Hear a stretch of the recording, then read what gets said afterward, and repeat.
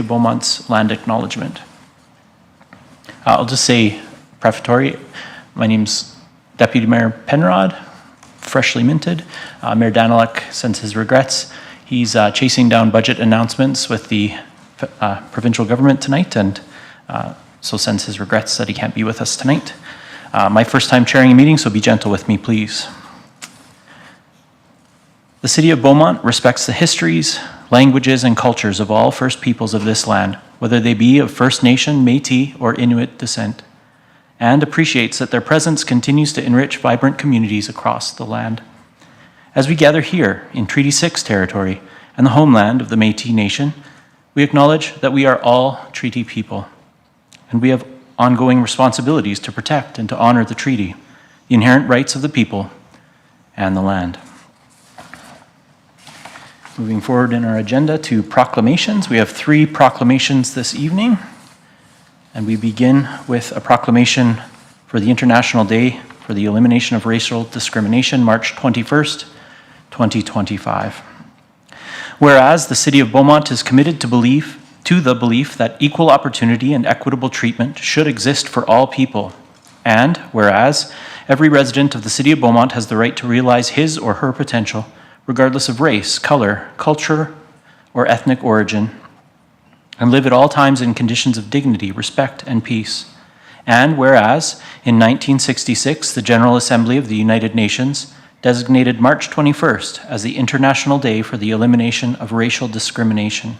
And whereas, the elimination of racism and racial discrimination can be accomplished through mutual understanding, acceptance, and respect for the dignity of all people, and the rights of all people.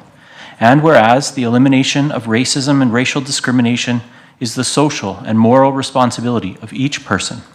Now therefore, be it resolved that I, Deputy Mayor Philip Penrod, do hereby proclaim March 21st, 2025 as International Day for the Elimination of Racial Discrimination in the City of Beaumont, Alberta, dated this 11th day of March, 2025.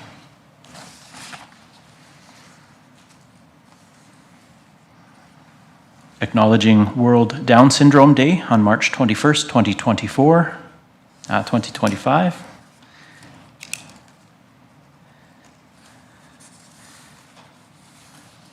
Whereas in December 2011, the General Assembly of the United Nations designated March 21st as World Down Syndrome Day, and whereas approximately 1 in every 750 babies born in Canada today has Down syndrome, and an estimated 45,000 Canadians are living with Down syndrome. And whereas research and early intervention have dramatically improved the lifespan and potential of those who are affected by Down syndrome, but more investigation is needed into the causes and treatment of Down syndrome. And whereas, possessing a wide range of abilities, people with Down syndrome are active participants in educational, occupational, social, and recreational activities in Alberta's communities. And whereas people with Down syndrome have tremendous potential to live full and fulfilling lives as contributing members of the community. And whereas the City of Beaumont values people with Down syndrome and their families and supports the well-being of all individuals with Down syndrome and their ability to function as fully accepted members of society. Now therefore be it resolved that I, Deputy Mayor Philip Penrod, do hereby proclaim March 21st, 2025 as World Down Syndrome Day in the City of Beaumont, Alberta, dated this 11th day of March, 2025. And a proclamation respecting Earth Hour, March 22nd, 2025, between 8:30 and 9:30 p.m. Whereas our nation's use of energy continues to increase, resulting in detrimental effects on the world's climate, and whereas it has been estimated that turning non-essential lights out in Canada for 1 hour could save as much as 15% of the energy consumed on an average Saturday night, and whereas the energy savings will reduce carbon emissions into our air, preserve the natural resources used to produce this energy, set a positive precedent for the rest of the nation, and result in ongoing reduced costs for the community, taxpayers, and businesses of the City of Beaumont. And whereas participating in Earth Hour 2025 will provide the residents of the City of Beaumont with insight into the impact of lights on energy consumption and raise community awareness on the need to conserve energy wherever possible, whenever possible. Now therefore be it resolved that I, Deputy Mayor Philip Penrod, do hereby proclaim March 22nd, 2025 as Earth Hour in the City of Beaumont, Alberta, dated this 11th day of March, 2025.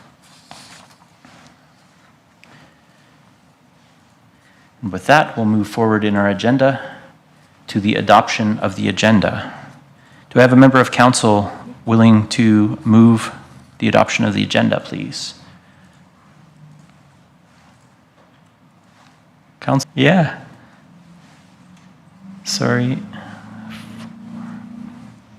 Go ahead, Councillor Van Nieuwkerk. Oh, did I double tap you? Great, thank you. I would move that the March 11th, 2025 council agenda be adopted as presented. Thank you. Thank you, Councillor Van Nieuwkerk. Is there any debate on the motion? Seeing no requests, I'll ask Ms. Plachy to start the voting.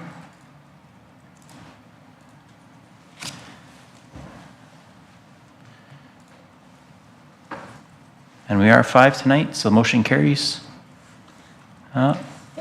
Motion carries 5-0. Thank you, everyone. And with that.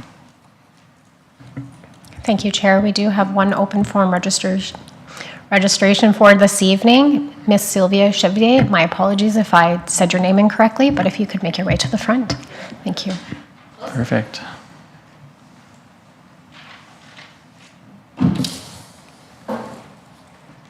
So, Ms. Chevrier, welcome, and you'll have 5 minutes to speak to us tonight. I look forward to hearing what you have to say.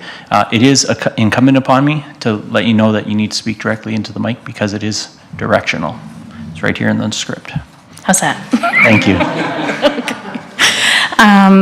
First off, I really appreciate the opportunity to connect with you all directly. I empathize wholeheartedly with the insurmountable amount of important decision-making that's required of all of you on a very regular basis, made even harder when stakeholders aren't going through the appropriate channels to voice their concerns, perspective, etc. As someone whose business relies heavily on public opinion, I feel like we have a lot in common. I also empathize that it's impossible to make a decision that satiates absolutely every party at the table. But I was eager to connect with you all today regarding the decisions made to how the arts community accesses funding.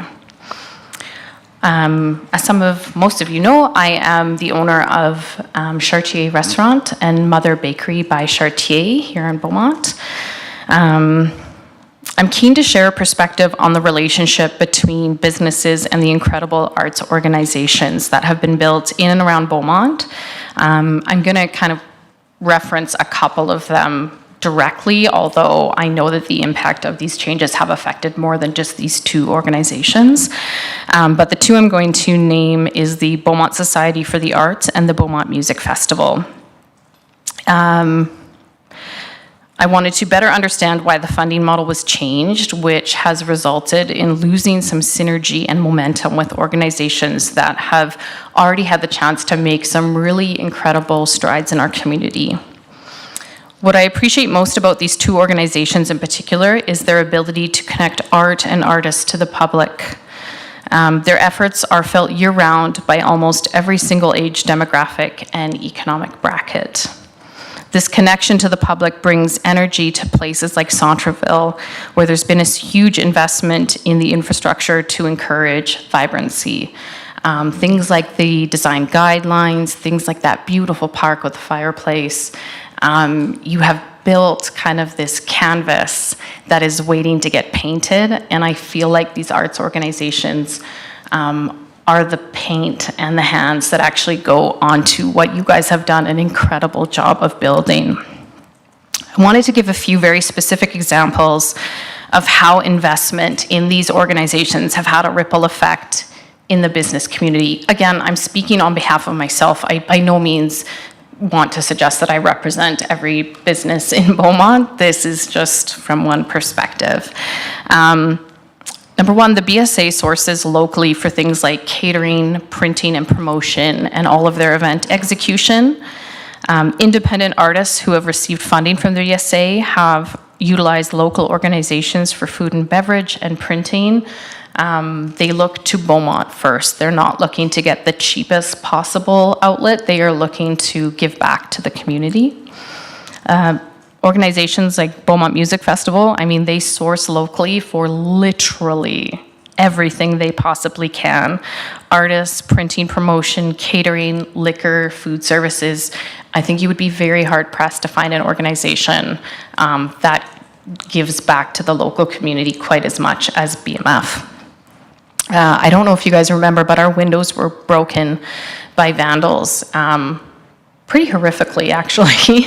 And it was these arts organizations that assisted with painting murals to cover the tragedy, something that actually garnered positive media attention and huge community praise and support. I had multiple outlets from the media reaching out for comment about the tragedy, and it wasn't until that those arts organizations jumped in that I was willing to talk to them to make sure that they knew what Beaumont was really about. We've already started to receive reservation requests for the weekend of Beaumont Music Festival, which is now about 90 days away. This is a landmark event for our business. We employ all hands on deck requirement with our team to ensure we can keep up with the increased activity. While the recent announcements of funding may allow the BSA and BMF to apply for smaller one-off grants, it's left them and many others in extremely challenging positions where previously promised funds were suddenly removed.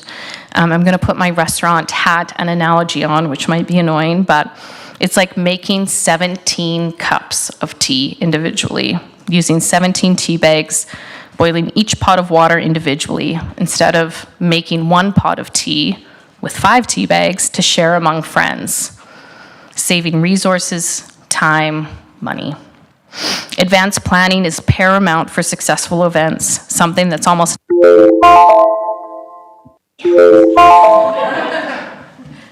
Sorry, I hate being on the other side of that one. Very good. We may be able to give you the opportunity to finish that thought, so I'll thank you. Some of your questions may be in depth enough that we can't give them a full answer here tonight. I wonder if you'd be willing to email your presentation to the mayor directly, and I think you have his email address. We can certainly provide it for you, and we'll provide a fulsome answer to all of you had some very specific questions, so we want to make sure we circle around with you on that. In the meantime, I'll open it up to my colleagues if they have questions for you or pieces for clarification. Looks like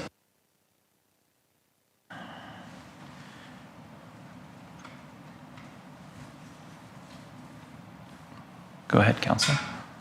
And then I have Councillor McCook following that. All right, I'll go and you work out technology as we go. First, thank you for coming in. You've made a comment off the top about appropriate channels to share feedback. It is very important for us to be able to hear people in front of us as opposed to other methods. So thank you for acknowledging that and the bravery to come in. Maybe I'll just, and if the chair will allow, I just invite you to just I know you don't have much more, just to finish off your presentation here, because I know there's a couple of key things you want to get across and it'll help respond. So if I need to frame it as a question, like, is there anything else you want to add? We can do that, and I know there's not much because you don't have much left. So I'll let you, if that's okay, Chair, and then I'll have a follow-up question. What a great question. Thank you, Sam. Advanced planning is really paramount for successful events. I know that all of you are very aware of how much time and effort is involved in executing a well-planned event. But that's something that's almost impossible to do when the budget is undetermined and unguaranteed. When the funds are kind of up in the air and you're uncertain of them until a very close date, it really kind of strangles your ability to take advantage of great opportunities. By breaking up the majority of funding into small singular events that are appointed by an arts advisory committee, we miss the opportunity to create synergy and cohesion to ensure that these very generous dollars are maximized. I'm pretty worried that if we don't provide consistent, fair, and accessible funding to organizations, we will lose them entirely, making a challenging economic time for businesses even harder. If we were to lose the Beaumont Music Festival in Beaumont, it would have a significant impact on my business. I can't speak for all businesses, but it is very rare that we have any event, even Mother's Day, and we all love Mom. People aren't even reaching out to book in for Mother's Day, but they are reaching to book for the Beaumont Music Festival. And if we aren't giving them the opportunity to succeed, that is going to have a ripple effect in other parts of our community. And I know businesses already, like, it's a dumpster fire. Yeah. So great question, Sam. Thank you. Thank you. Do you have a follow-up, Yeah. Councillor Monkhoff-Swain? Yeah, so I think thanks for also making that connection between the impact on local businesses and the arts and different events in here. I haven't heard it being framed that way before, so that is helpful. I did, that we're in these open forums are always a bit awkward, right? Because we don't want to get into any discussion or debate. But I do want to clarify a couple of things, is particularly as it relates to Beaumont Music Festival, and the way that you framed it made it sound like we're not providing long-term funding, and my understanding is that we are, maybe not to the same extent as previously was, but the operating grant, 3 years, there is that funding there. It does drop a little bit, but I just wanted to clarify that. We know how important the Beaumont Music Festival is for this community, and obviously the dollar amount that was provided, not what they were asking for. But I just want to clarify that there are part of that operating grant is that 3-year process where there is funding there. So with that, though, your overall comment that the change in the process has had a massive impact on all arts organizations and artists in the community. I just wanted to acknowledge that we have heard that. I think you'll see some potentially a motion later tonight that'll speak to trying to improve that process. Our overall, I'll speak for myself, my overall goal here was to make sure that we were able to take input from a broader range and disperse that, use the term fairly. I would share that back as well across the board. Anytime you have a new process, you don't always get it right. So important for us to hear feedback from folks directly, and we're hopefully we look to get into that. But again, with this, the way that an open forum is, give you a chance to come in. We're not really designed to get into back and forth, and I really don't want to debate anyone, especially you, who will win that every time, to get into this sort of detail. But I did just want to clarify that on the Beaumont Music Festival and the importance of that. We recognize that. I think there is a process for us. We've heard from you. Thank you for coming in here. I would encourage others who have concerns to engage directly with us, whether that's in here. I know that can be intimidating. Email is also a good avenue. I'll say social media isn't. Look for more from us on that, and really appreciate you holding us accountable. So thank you for coming in. Thank you, Councillor Monkhoff-Swain. Want to clarify, Councillor McCook, were you wanting to speak as well? I may have fat fingers, so I may have accidentally got your mic. Okay, so I'll go to Councillor Van Nieuwkerk next, and I think you're on mic 3. Go ahead, Councillor Van Nieuwkerk. Perfect. I'm a little out of sorts tonight. This is my first council meeting not sitting over there, so we're doing it for room balance tonight. So, I want to just ask a question around feedback, but first of all, I just want to say, and acknowledge that you're an incredibly articulate speaker, and I appreciate that. And the message that you bring is very clear, right, and direct, and I really appreciate that. A couple of Councillor Monkhoff-Swain's comments I'll reiterate as I move along here, but the question I have for you is around providing feedback to council.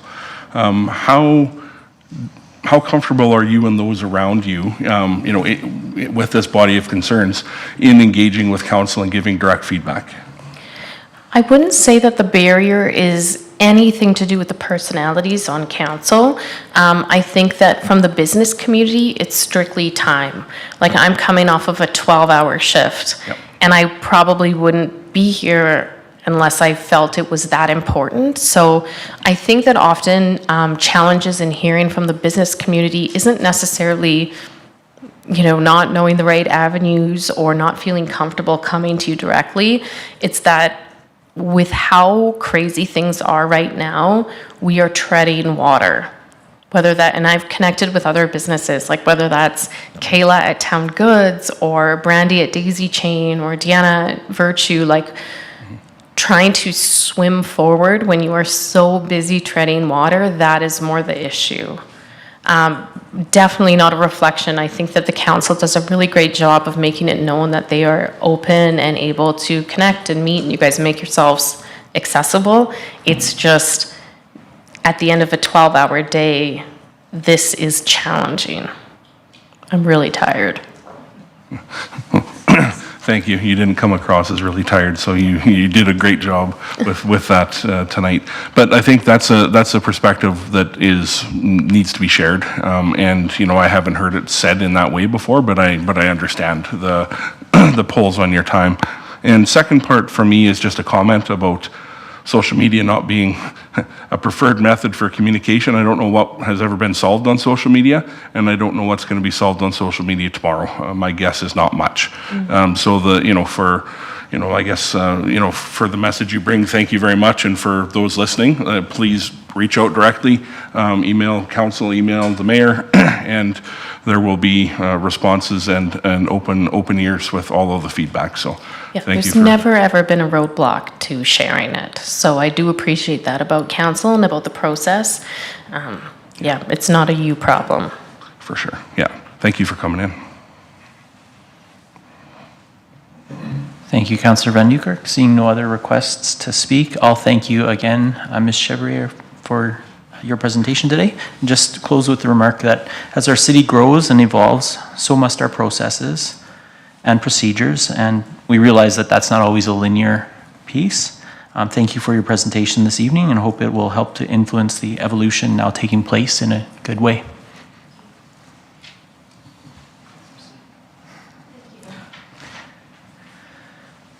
All right, so that brings us on our agenda to the consent agenda. Do I have a councillor, Madam Clerk, would you please provide council an overview of the proposed items on tonight's consent agenda? Thank you, Chair.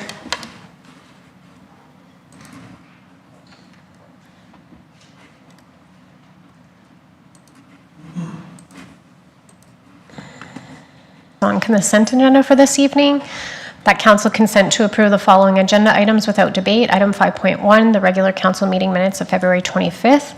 The council accept the meeting minutes of February 25th, 2025 regular council meeting as presented. Item 7.1, the finance access control technology update of March 2025. That the March 11th, 2025 report, finance access control technology update, March 2025 be received for information. Item 7.2, Arts Advisory Committee meeting approval, that in accordance with bylaw 1027-23, Council Committee bylaw, an addition of 2 extra meetings be added to the Arts Advisory Committee to address grant funding deliberations be approved. Item 7.4, the letter of support for the Horizon Heights School, that the mayor on behalf of council sign the letter of support for the Equal Horizon Heights School to apply for applicable grants applications to help secure funding for a new playground as presented in attachment 1 of the March 11th, 2025 agenda. And finally, the 12.1, the public member appointment to the Beaumont Arts Advisory Committee, that the appointment and the term as set out in the March 11th, 2025 report, public member appointment to the Beaumont Arts Advisory Committee be approved, and that the report remain confidential pursuant to Section 29 of the Freedom of Information and Protection of Privacy Act until the applicant is informed. Thank you. Thank you, Ms. Winter.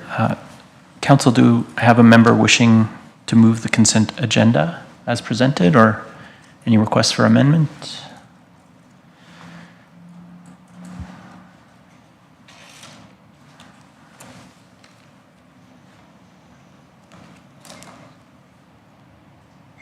Go ahead, Councillor McCook. So moved. Thank you. Ms. Plachi, could you please activate the voting?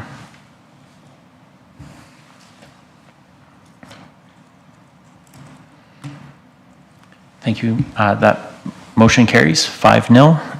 On the consent agenda, that brings us to item 6.1, public hearings. Madam Clerk, could you please outline the public hearing procedures for this evening? Thank you, Chair. I will go through the public hearing procedures this evening for both of the public hearings being held tonight. Should any members of the public come in, I will go through them again for the second public hearing that we'll be hearing for this evening. Welcome to the March 11th, 2025 City of Beaumont public hearings for Bylaw 1071-25, Land Use Bylaw Amending Bylaw, and the public hearing for Bylaw 1064-25, Russo Land Use Bylaw Amending Bylaw. Public hearings are an opportunity to speak to council on advertised bylaws or certain resolutions. I'll spend a few moments providing an overview of the public hearing process. We have been accepting written submissions in the weeks preceding the public hearing. The deadline for written submissions was noon on March 10th, 2025. All written submissions received by the deadline have been provided to council in advance of this hearing for their review and also available for public inspection on the agenda page of the city's website.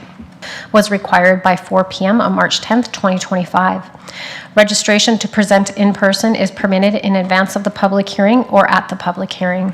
Currently, we do not have any registered speakers for today's public hearing and do not have anyone participating by electronic means. The procedure for the public hearing is as follows. Administration will first make a presentation and then council will be invited to ask questions of clarification. Next, the applicant will make a presentation and be available to answer questions from council. Next, members of the public who are not registered to speak, who are present today, will be invited to make their respective presentations. Council will first hear from those who are in favor of the proposed bylaw, then those who are opposed, and then anyone else wishes to be heard. Presenters will have up to 5 minutes to present, and then council will have the opportunity to ask questions of clarification. When it is your turn to make your presentation, please ensure your microphone or audio is working and state your full name for the record before the beginning of your presentation.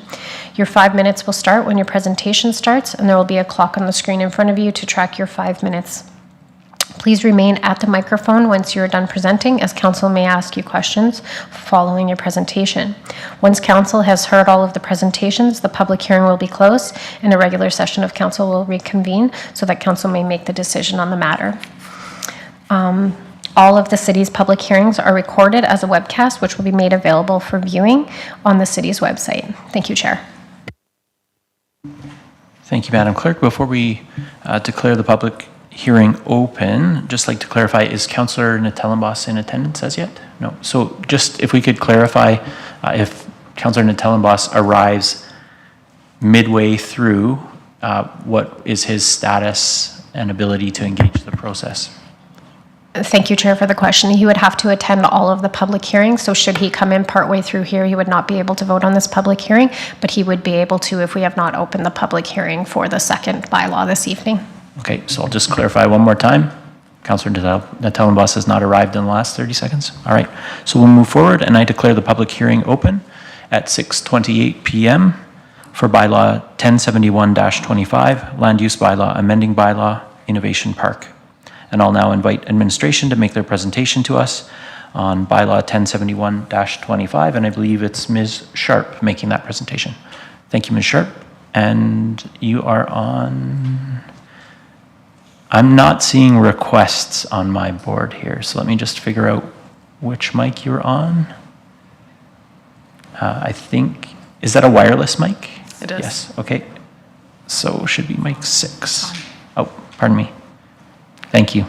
Go ahead. Thank you. Good evening, Deputy Mayor, Council, members of the public. My name is Yasmin Sharp, Senior Development Planner, and I will be presenting bylaw 1071-25, Land Use Bylaw Amending Bylaw for Council's consideration. The Innovation Park is poised to become a unique industrial and commercial employment center that includes uses that have not otherwise been developed within the city of Beaumont or the surrounding region. As a result, the current version of the Land Use Bylaw is not equipped to facilitate development planned by the Alberta Motor Transport Association, or AMTA. The purpose of bylaw 1071-25 is to amend the text of the land use bylaw to allow development to proceed as planned for the Innovation Park Area Structure Plan. Specifically, the multidisciplinary campus, highlighted in the top figure, and the safety and education training area outlined in the bottom figure, both of which will be the site of development for AMTA. The amendments include the addition of 2 new uses, new use standards within the business light industrial district, parking regulations for the new uses, and a revision of the government use definition. In developing the proposed amendments, administration was guided by 5 key objectives. First, to enable the Innovation Park to develop as intended and accommodate the uses planned by AMTA. To establish site regulations that minimize off-site impacts.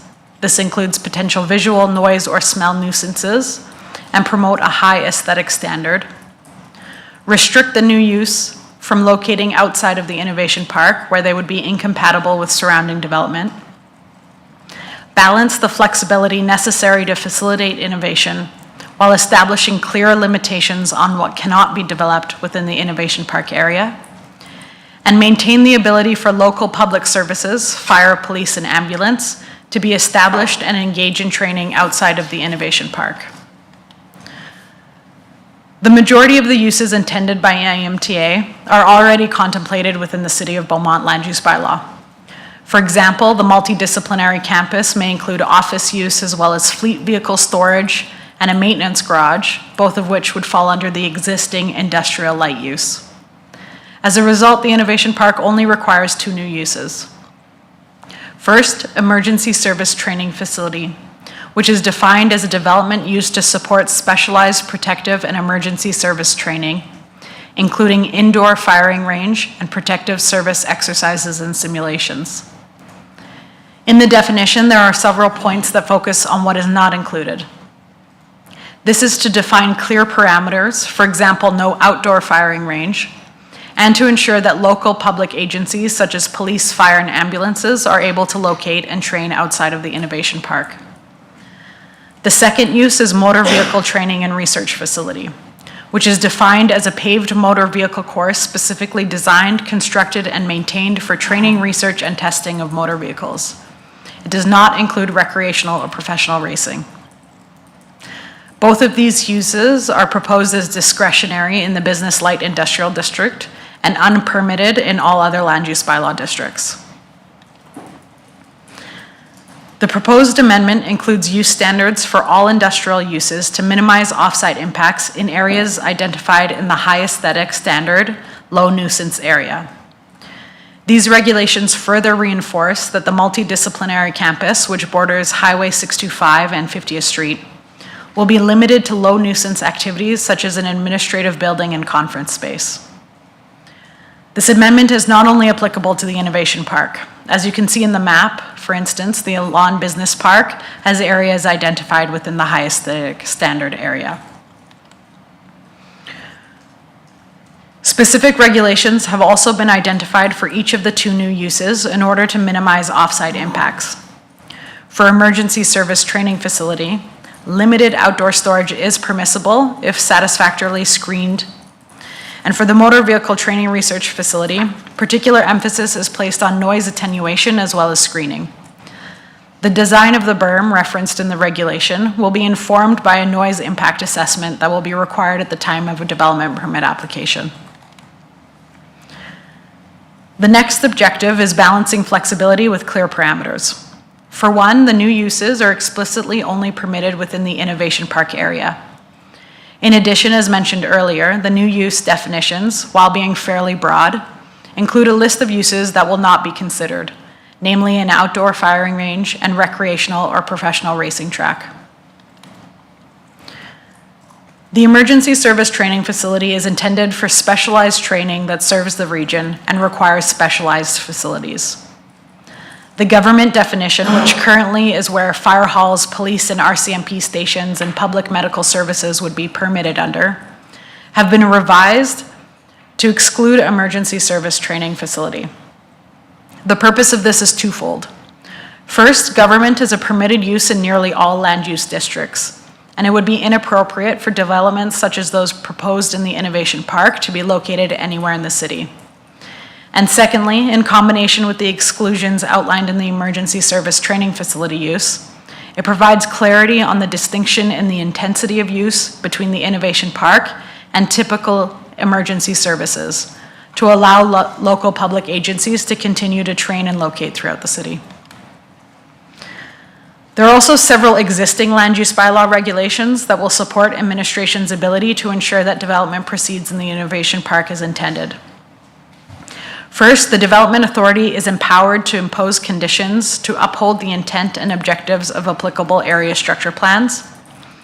And second, there is an existing requirement to buffer industrial uses from adjacent lots that have a different use, for example, agricultural or residential development. Bylaw 107125 is limited to amending the text of the land use bylaw. A separate redistricting application is required to change the Innovation Park land use from agricultural holdings to business light industrial. This is an applicant responsibility, and additional studies may be required to support the redistricting application. For example, as part of the area structure plan, a biophysical assessment was conducted over the entire plan area in order to delineate wetlands and identify wildlife species of special status, among other ecological features.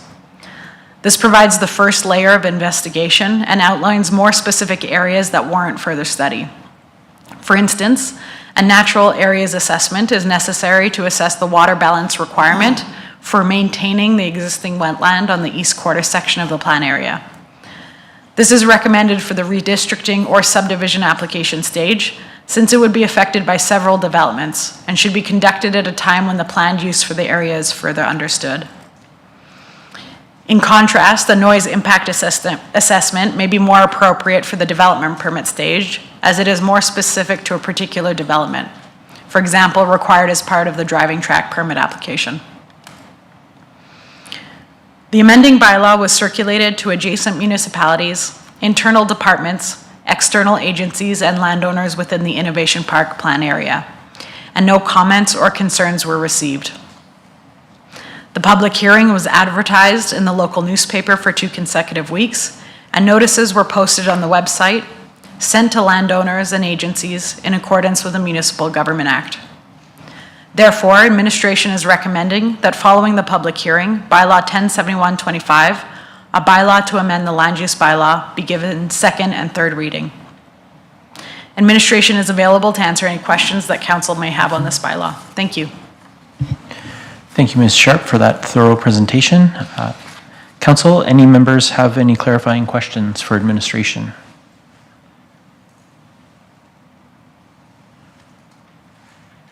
Councillor McCook. Thank you, Chair. You spoke a little bit to the high aesthetic standards, just for folks, recent buildings and whatnot going up. And we just want to ensure that the standards are that. And so can you maybe just speak to when that comes in and how the standards are set, as they could sometimes also be subjective? Thank you for the question. Through the chair. That is applied at the development permit stage. So the regulations clearly state that this is within the high aesthetic standard. There's landscaping requirements that are provided within the land use bylaw, and there's also the Beaumont Urban Design Guidelines, which speak to building and site placement as well as landscaping and screening. So the applicant has some flexibility to propose how they're going to apply those regulations, and then the development authority would look at the intent and make sure that sufficient screening is met. Because this is in the high aesthetic area, there's a higher standard, and emphasis would be placed on reducing nuisances. So making sure that any odors, visual nuisances, and the like would be addressed, particularly since this is intended as an industrial area. Perfect. Thank you for that clarification. Thank you. Thank you, Councillor McCook. Any other clarifying questions, Council?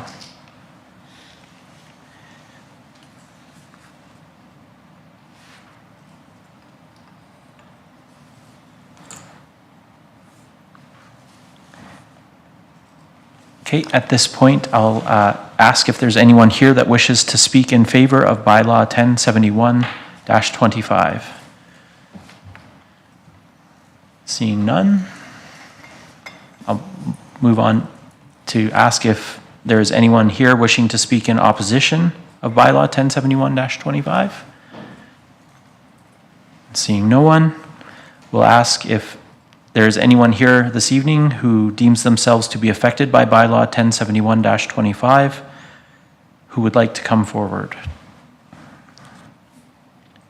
Seeing none and hearing no further presentations, I will now close the public hearing for bylaw 1071-25 at 6:40 p.m. And we will move forward. I'm just looking for hands that are waving me off that I might be making a mistake. We'll move forward with bylaw 1071-25, land use bylaw, amending bylaw for Innovation Park, the second reading. Administration, will you please give an overview of second reading for bylaw 1071-25?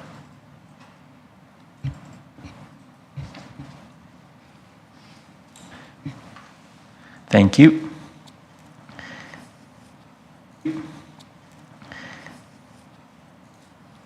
And do I have a member of council wishing to move second reading for bylaw 1071-25?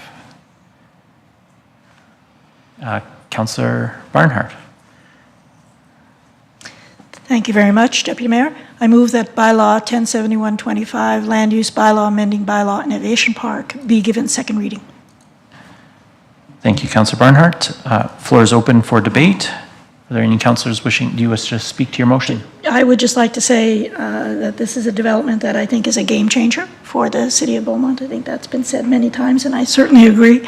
It furthers our vision. It's going in the direction we want to go. The care and attention to all of the details. The administration has done a very, very thorough job, as have the proponents. So I'm very pleased to move second reading. Thank you, Councillor Barnhart. Any other members of council wishing to speak to the motion? If seeing none, I will ask Ms. Plachi to open the voting. Please vote. Motion carries 5-0.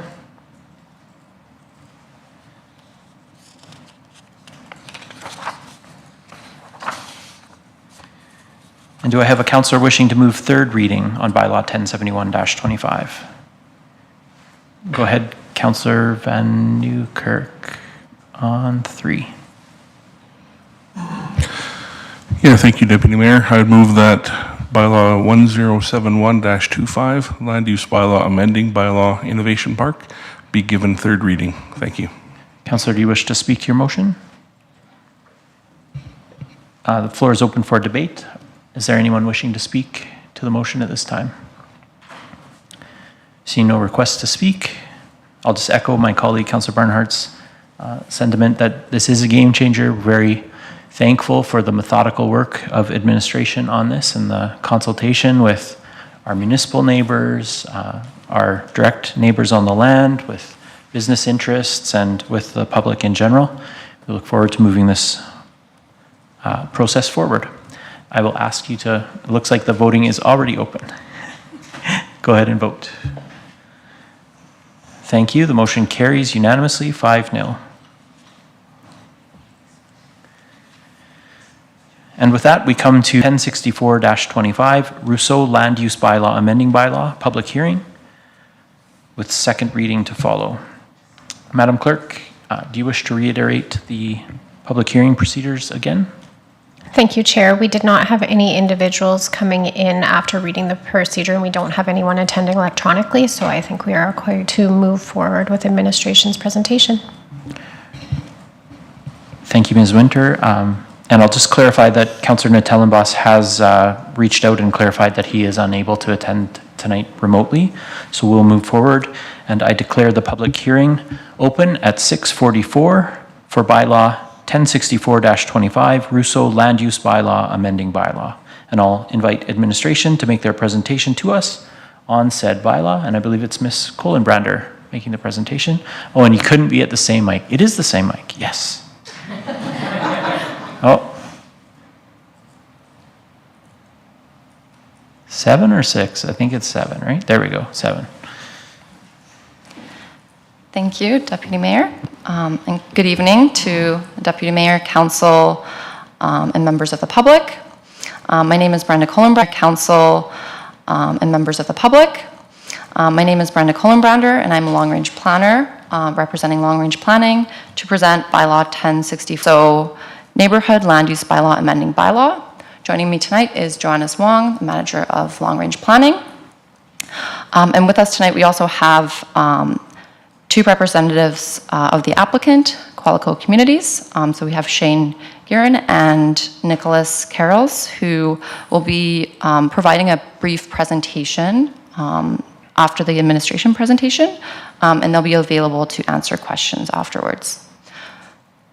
So this evening's discussion follows my report from February 11th, during which Council granted first reading to Bylaw 1064-25. So this bylaw proposes to redistrict a portion of land within the Rousseau neighborhood from conventional neighborhood district to integrated neighborhood district.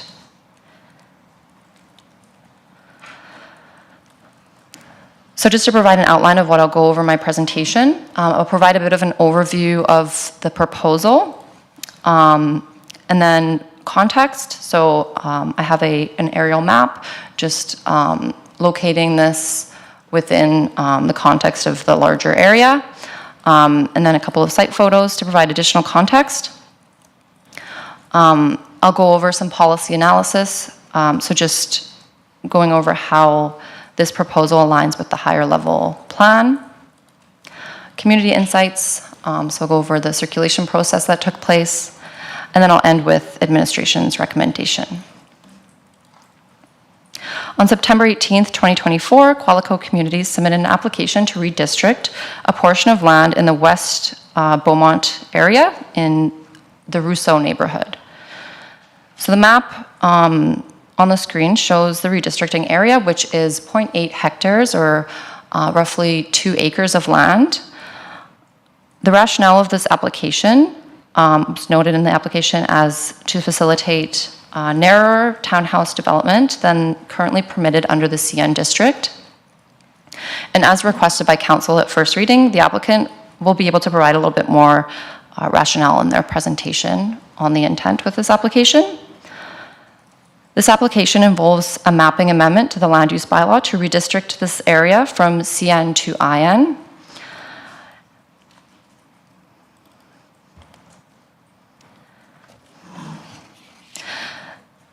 So the aerial image shows the approximate area of the redistricting in red.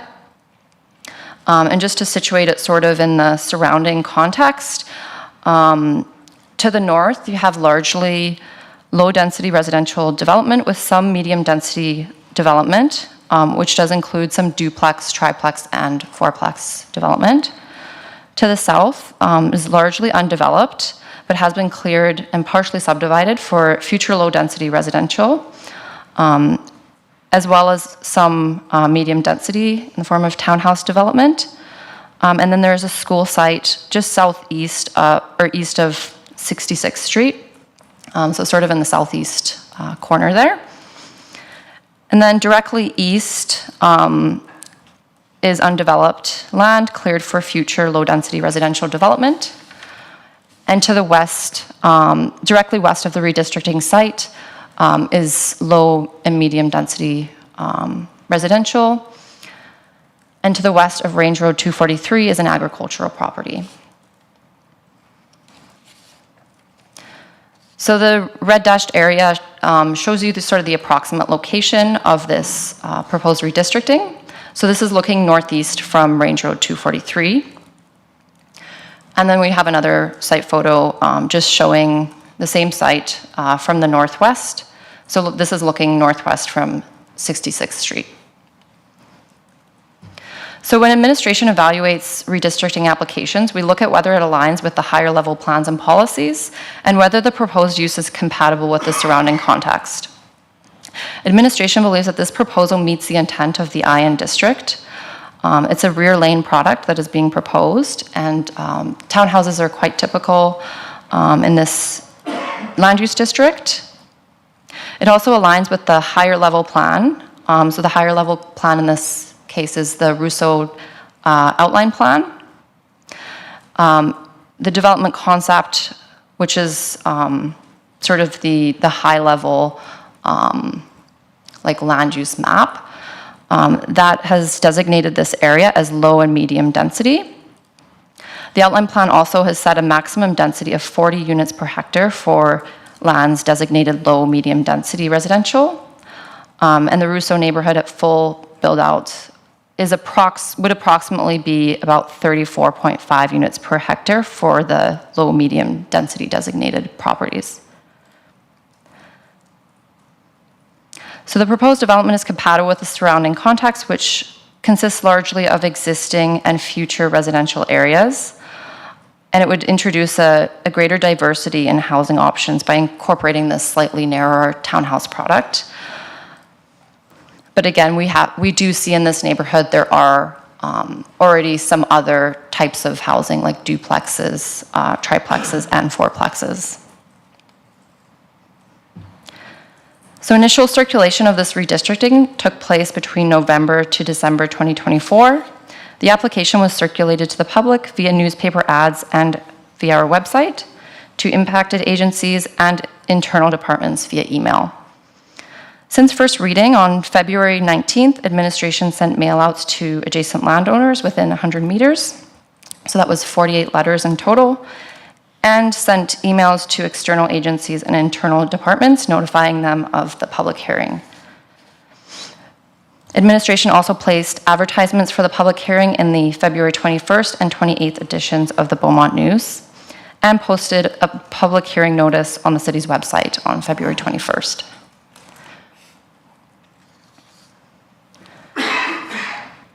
Based on administration's analysis of this proposal, we believe that this proposal meets the intent of the Iron District and would fit within the character of the neighborhood. As such, administration recommends that following the public hearing, council give bylaw 1064-25 second and third reading. Before I conclude my presentation, I'd like to request that we put attachment 3 up on the screen.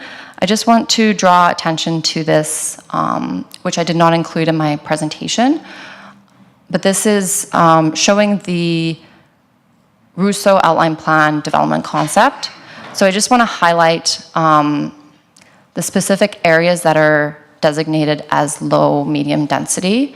So you'll see the sort of, it's hard to see, but the diagonal sort of hatched areas, those are all designated for low and medium density residential development. So as I mentioned earlier, we've already seen some of that sort of in the north and south.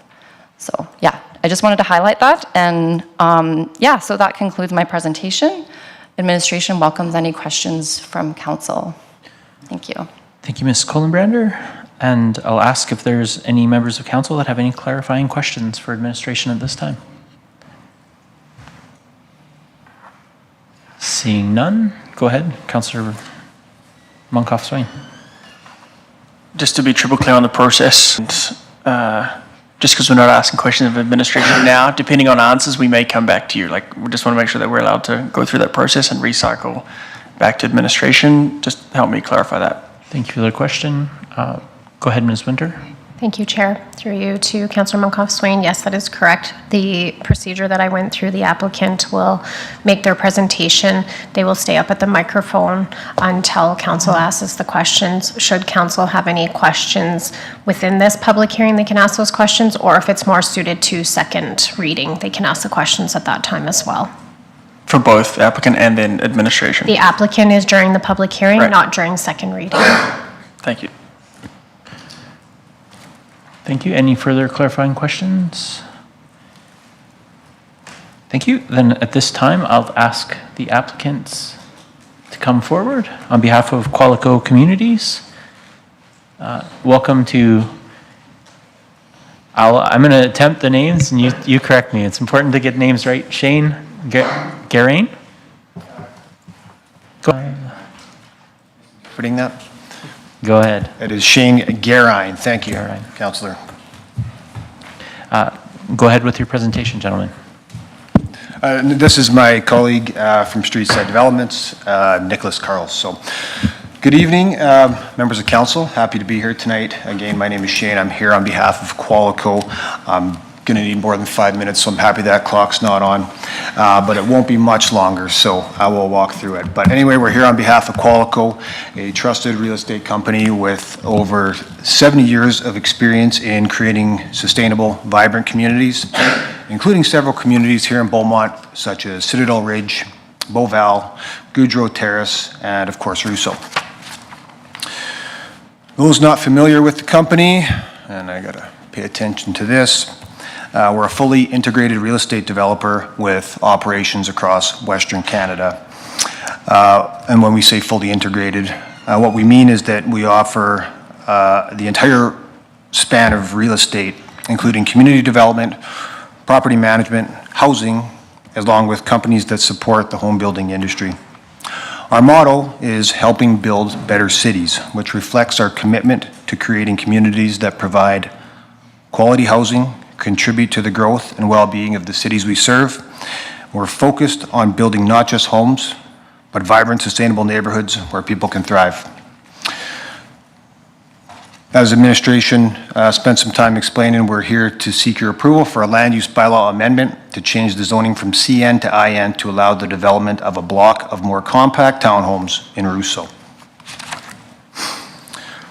So why do we want to redistrict? Well, listen, Beaumont is growing rapidly, and with that growth comes the need for more diverse and affordable housing options. Compact townhomes are in high demand from young families, first-time homebuyers, and professionals who want a home with less maintenance, but in a community setting. This zone change will improve our ability to meet that demand. So I thought it was important to speak a bit about the evolution of neighborhood design and development, not just in this region, but pretty much everywhere. Now, traditionally, low-density residential neighborhoods were designed to accommodate single-family homes on large lots, plenty of space in between the units. Over time, neighborhoods have been changing to accommodate a more diverse population with different lifestyle needs and financial considerations. Factors prompting this shift include population growth and urbanization, an aging population, affordability concerns, lifestyle changes, and environmental considerations related to the more efficient use of land. As developers, we've been adapting to these changes by creating more complete and diverse communities, which complement the existing, more traditional lower density areas. In the example on the screen, this is from our Uplands community. You'll see housing types ranging from larger and smaller single-family homes to zero lot line options. I think we are calling them single side yard here in Beaumont, which I like much better, by the way. Right next to duplexes, townhome blocks, and an area plan for a walk-up apartment that hasn't been built in this image yet. I think it's under construction today. And you'll notice that all these options are happening within about a 10-block radius, so plenty of housing options within that radius. This is just one example of the diversity we're seeing in neighborhoods in the region as our cities continue to evolve. While affordability, market demand, and buyer preferences all play a role in shaping new communities, local policies and plans provide long-term vision that guides how the community will grow. As explained by administration, the MDP and the Rousseau Outline Plan contain policy direction encouraging new innovative housing types to address financial, lifestyle, and cultural needs of diverse demographics. As you can see, Rousseau is quite contemporary, and we look to continue its evolution by providing additional opportunities.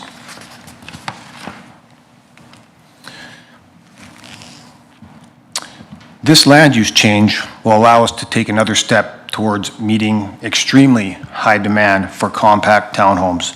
And in addition to responding to growth pressures, there are some other drivers in the market today that I'm going to expand on in the next couple slides.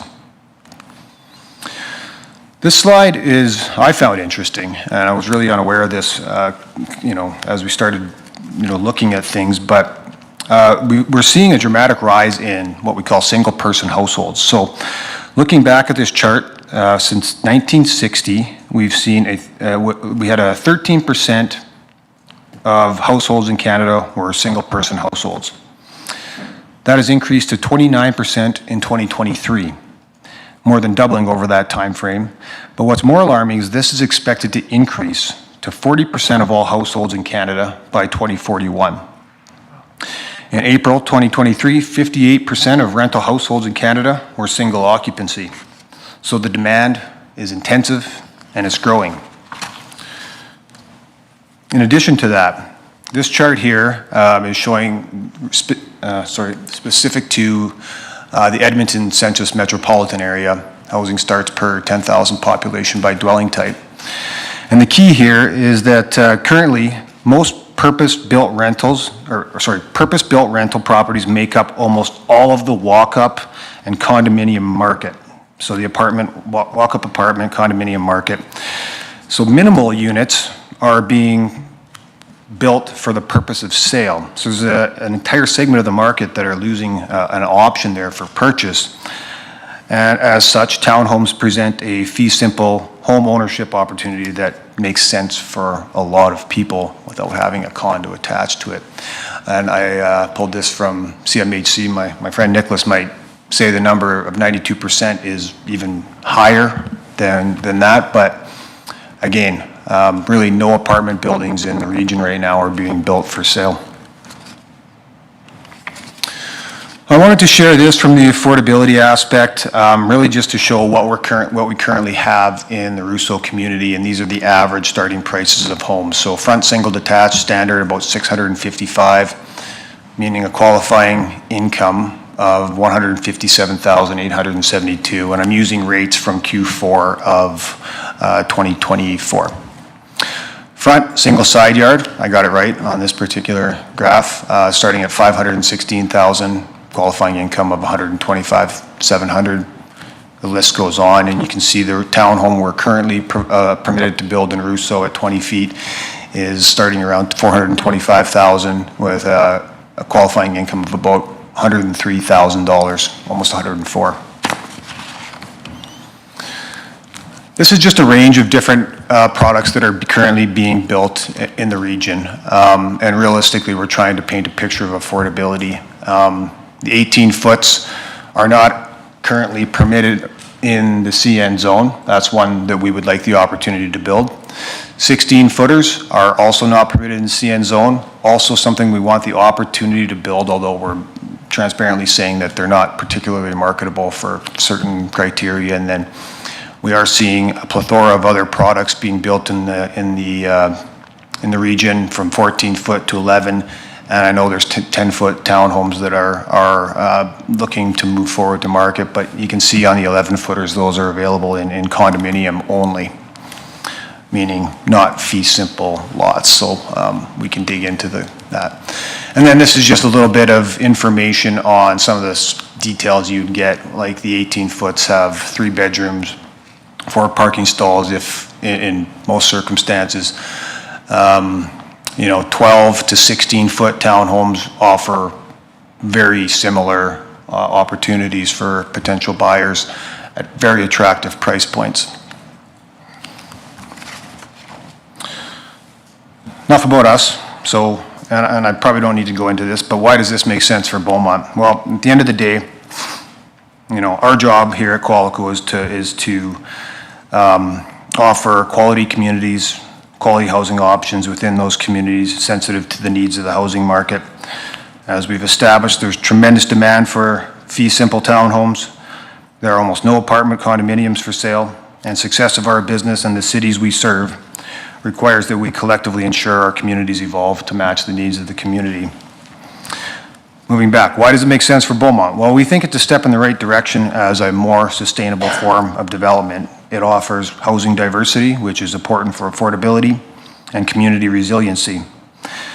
And growth in the housing sector is a very important driver of economic development in Beaumont. I talk about the triple bottom line of sustainable development, the social, the environmental, and economic aspects of sustainability. From a social standpoint, creating more housing options promotes a more inclusive and diverse community with opportunities for a range of household types, from young families to professionals at varying income levels, and I will touch a little bit more on that in a moment. From an environmental sustainability perspective, it's no secret that density helps minimize the environmental footprint of any development.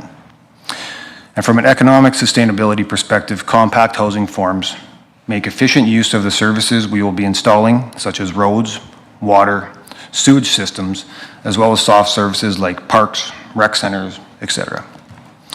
This supports long-term fiscal sustainability of the city, who ultimately maintains the infrastructure. More people enjoying access to full city services with less infrastructure to maintain is a recipe for long-term success and helps ensure development does not create an unfair burden to future generations of taxpayers. There were some questions at first reading regarding how many additional units we could build on that stretch. General rule of thumb at the bottom is that with the difference between these two zones, it would add potentially about 3.5 units per 100 meters. So in this example, it's approximately 150 meters in length, is the length of the rezoning of the block. So it would basically allow us to add up to 5 units, call it 4, because I don't think anybody's going to build a 5-unit townhome in the market today, and we can elaborate that on why that is down the road if necessary. So this is just a theoretical example, but that would be ultimately the impact. Housing diversity, and I've touched on this already. Obviously, increased affordability, so I'm not going to go on that any more often, but it's very important in today's housing market to have affordable choices. I'll touch on economic mobility. I mean, more affordable housing does enable families and individuals to enter the market or live in desirable neighborhoods, and that, we think, improves the overall quality of life and economic opportunities. Inclusive communities, right? A mix of housing types fosters inclusivity by accommodating people from diverse socioeconomic backgrounds, life stages, as well as family structures. We also have a diverse housing supply can make a community more resilient during economic downturns. When markets for one type of housing slow down, other types may still be in demand, and typically we see that in the lower cost options helping stabilize a local economy. And when I say that, it means in those downturns you commonly see a wave of foreclosures, and those are more common for more expensive property. And then from economic development, this development will help Beaumont continue its growth trajectory by attracting new residents and businesses. A more vibrant, diverse population will help create demand for jobs, retail, and services, supporting long-term economic growth. Increased property tax revenue, combined with reduced infrastructure costs, will ensure the city's financial resources are used efficiently to support future growth and development. So the good news is, as city builders, and I mean between administration, City of Beaumont Council, us at Qualico, we actually share very similar goals. And as such, the proposal in front of you to enable more compact townhomes aligns very well with city policy. Obviously, administration spoke to that, but that includes everything from the municipal development plan to the Russo outline plan, the environmental master plan, through to these 2 housing strategy reports that I've kind of pasted the images of on here. So I'm going to summarize and then we'll do some pictures. This land use change is an important step toward providing more housing options in Beaumont, specifically in Russo. This is obviously available in almost every community in Beaumont.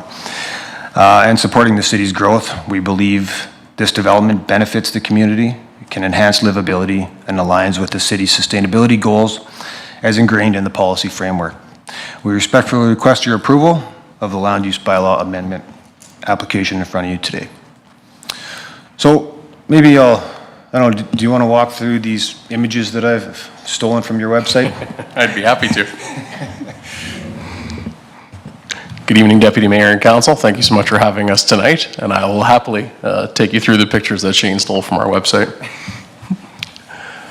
So this particular townhome is one that we built in West Edmonton. So it's a series of townhomes ranging anywhere from 14 to 18 to 20 feet wide. We are, I say, by far the largest townhome builder in the region. We build about 54% of the townhomes built within the Edmonton region and all the surrounding communities, this being one of our popular models. This year too, a similar product line now in the uplands of Riverview, this particular example, and you'll see again, this is a series of varying widths, 18 and 14 foot wide townhome lots. And this product ranges, to Shane's earlier slide, anywhere around 1,100 square feet up to around 1,200 or 1,300 square feet. So I've always marveled at the evolution of homes over time, where I was raised in a family of 7 and 1,000 square feet. And now single occupancy homes end up at 1,400 square feet, and you go, well, when did this happen? That families got smaller, but houses got bigger. So at Streetside, we've been working with communities and our development partners to, bring homes we find to a size more fitting of today's world to provide that housing diversity that Shane spoke to earlier. This another example of a 3-story product, that it's a mix of 14, 12, and 18 foot wide townhomes. You'll often find we mix our product types within blocks of townhomes to create that diversity that we're speaking to, and also some visual interest in depth and structure. So a mix of products we're finding is the right answer for most housing markets. This is a lane access product, so they'd have a driveway and a single or double attached garage, again, to provide parking options depending on lifestyles and family structures. And this particular one is a larger format, so these are 18 foot wide. This one up in the community of St. Albert. And to Shane's earlier point, the only product we don't build right now is a 16 foot wide home. For the reason of, as soon as you go from 18 foot wide to 16 feet wide, you lose a bedroom and you lose a parking stall. You don't really gain a whole bunch in terms of cost, but you lose a fair bit in terms of function. So we tend to go from 18 down to 14, 12, 11, and yes, we have our first 10 footer coming out this year. And this is a newer site in the West End. And that's again a series of 18, 14, and 12 foot wide products. And jump in. Yeah, sure. And this last, I think, is pretty much getting close to the end of the slide deck, and this is just intended to show one of our communities and kind of what the streetscape looks like for this specific 3-story product. We think it's quite attractive. I wanted to share the image with you guys. Same thing here, and you saw this slide early on, just an image of showing blocks of townhomes and how they integrate within the community, and how we are creating communities that are offering so many diverse product types to meet the needs of every aspect of the population that we can possibly meet. And I think that pretty much concludes the presentation. I think one thing I'll note though too, you also do not build a 20-foot product if I'm not mistaken. So yeah, that's extinct. That's extinct, and that creates some of the problem that we're dealing with here today as well. So thank you. Thank you, gentlemen. And at this point, we'll open. I saw your hand move first, and then we'll go to Councillor Barnhart second. Go. Okay, Councillor Barnhart, you have the floor. No, you. Thank you very much, gentlemen. That was great. When you put up the slide about the graph, it threw me down a little bit. I went down a little bit of a rabbit hole here, so I just want to make sure I understand. When you say single occupant, you know the one I mean. We're just going through the roof. It's one person. And generally these are upwardly mobile, urban young people who are buying. Getting in the market, and then is that the story that you were telling there? Hear it again. Make sure I understand. Through the chair to Councillor Barnhart, yes, that's what we understand. It's even further than that. It's people who are going through divorces. It's people who are growing up and age and living in the community. There's a number of reasons why there's single person households out there, but we're just seeing that trend just continue to skyrocket, and like the graph shows, it's exponentially increased since the 1960s. But it's going to move from expected from the current, I think, what do we say, 29% up to approximately 41% by 2041. So that's going to be a dramatic shift over the next 10 to 15 year period. Interesting. I didn't know that. Where my question is taking me is that I'm wondering what happens if people stay in those situations, or is it a revenue opportunity and then they, well, of course, people don't stay forever anywhere, but in terms of the longevity of that, do you have any stats, any history on what happens when the original owner leaves the townhome? Because I guess, to put it out there, my concern is that the townhomes are not cared for, and then you have someone living next to a townhome is caring, and the person next, it just goes down the tube. So if you have any history on that, I'd appreciate hearing it. He needs his button pressed. Pardon me. Through the chair to Councillor Barnhart, I don't have any statistics to support how long the original owner would remain in those as somebody looking to enter the market and then move out. I don't know if you've heard anything along those lines and can draw attention to it. Certainly, a great question. I continue to be amazed at the broad spectrum of buyers that move into our townhomes. It does attract, as Shane mentioned, a really broad audience depending on stages of life and changes in lifestyle. I'd say for the most part, in apartment condominiums that we used to build, we saw a lot more in and out. Those spaces become a lot cramped a lot sooner, changes in lifestyle. The townhome product tends to stick a lot longer, because it's something that folks can grow into. Often they have a basement that can be developed later. Generally already have the parking they want, usually already have an element of a yard.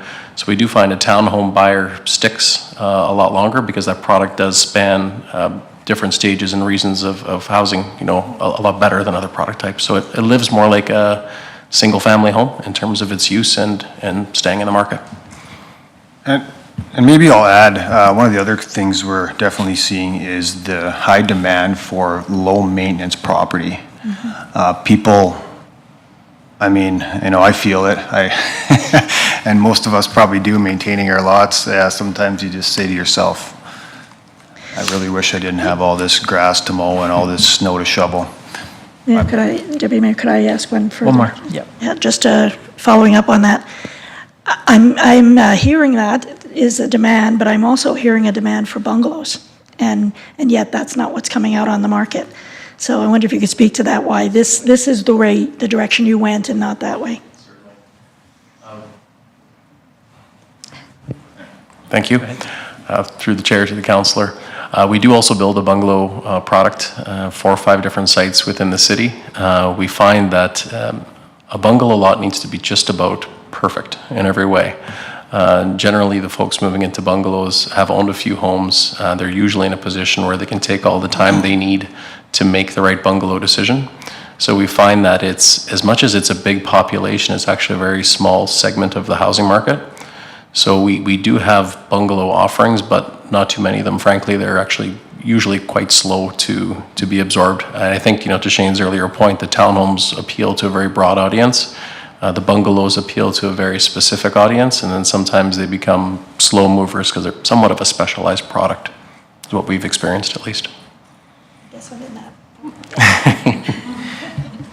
Thank you. Councillor Van Nieuwkerk, my apologies, I read my schedule wrong, so I have Councillor Monkoff-Swain up next, and then Councillor McCook, and then yourself. Councillor Monkoff-Swain, go ahead. Yeah, thanks. Thanks for the presentation. I wasn't here for the first reading, so if I rehash some questions that my council asked, I apologize. First, thanks for being here, continuing to develop in Beaumont. We really appreciate you guys being here and the quality that you bring. So a couple of things I just wanted to share, and recognizing we're in a public hearing, so I'm trying to frame it the right way, but your presentation speaks a lot about marketing demand, attracting investment. So, the value of density for the city, I get all that. I just need to share how the community hears that, right? When they see this, they see a developer trying to make a bigger buck to try to squeeze more lots into a yard at the expense of the local community. So, we've heard this continually, and it's a piece that we need to solve, because at nauseam, community members have come out and shared, they don't mind buying into a high density neighborhood when they know what they're getting into, right? And where the concern comes is, okay, we bought in here, we know that this is, in this case, CN, and then they've made their biggest investment they're going to make in this facility, in their home, and then they see that change on them, right? And I acknowledge in here that we've tried to reach out to these residents.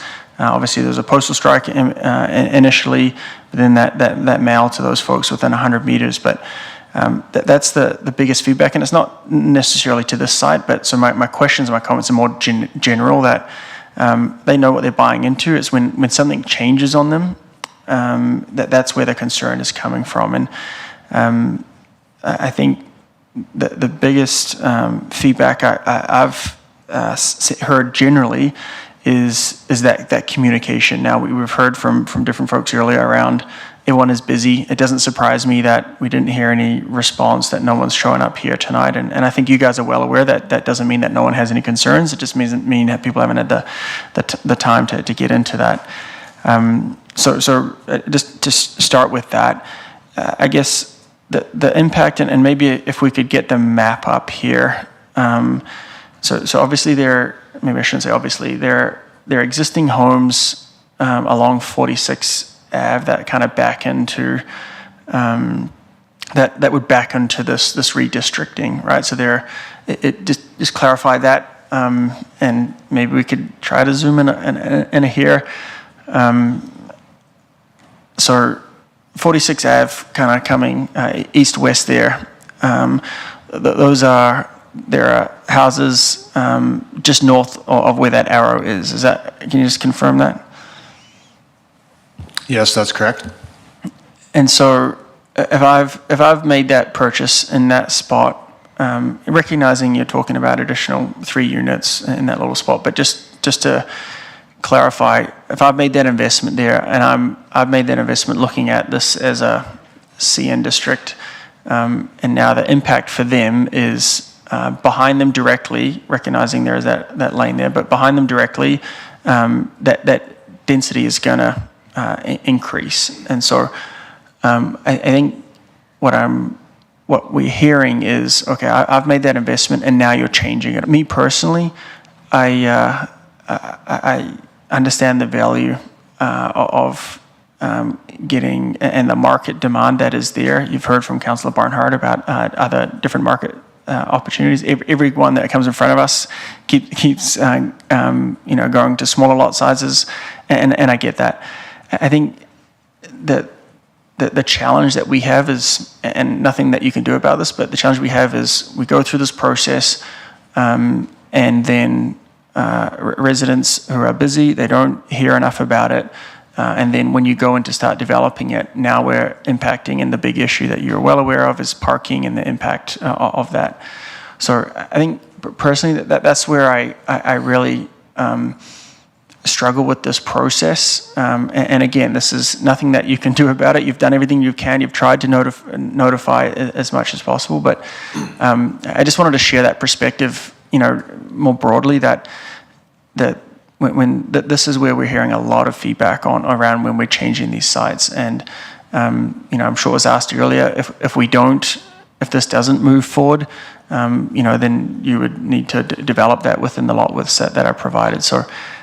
No real questions from me on this at this stage. I just wanted to share that perspective that I've heard, and trying to hear a lot more with that perspective from the community. So I'll leave it there, recognizing we're in a public hearing, and I'll save some further comments or questions when we get to the different. Councillor Munckleswain, And I don't do you know wish if to respond? Obviously, it's a stigma that developers do have attached to them on, trying to make an extra buck or whatever it might be. Listen, in order to, we do have to run a successful business in order to develop land. That's for sure, right? But I will say about, townhome lots in particular is that they actually are sold from us to a builder at, less than the value we would receive for other product type, right? So builders might have more units to sell, fair enough, but we actually, the benefit really to development or for developers, which is what we're really talking about here today, is that we're being more sensitive to market.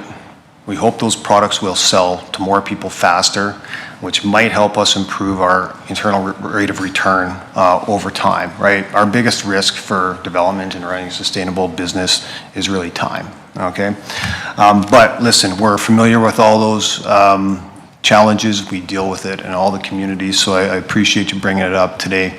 I know this area has already had some hardships. We've had parking removed from the streets after we built them that included parking lanes. We've had a median that was taken out after we built it, so that was obviously something we were not fond of, and I'm certain the residents maybe weren't fond of either, but listen, we understand why these things have to change. So, look, at the end of the day, we do think there's benefit for all parties in moving this direction, but we recognize the stigma, and I would certainly be happy to have conversations with you regarding that after the fact at your discretion. I don't know if you have anything to add to that.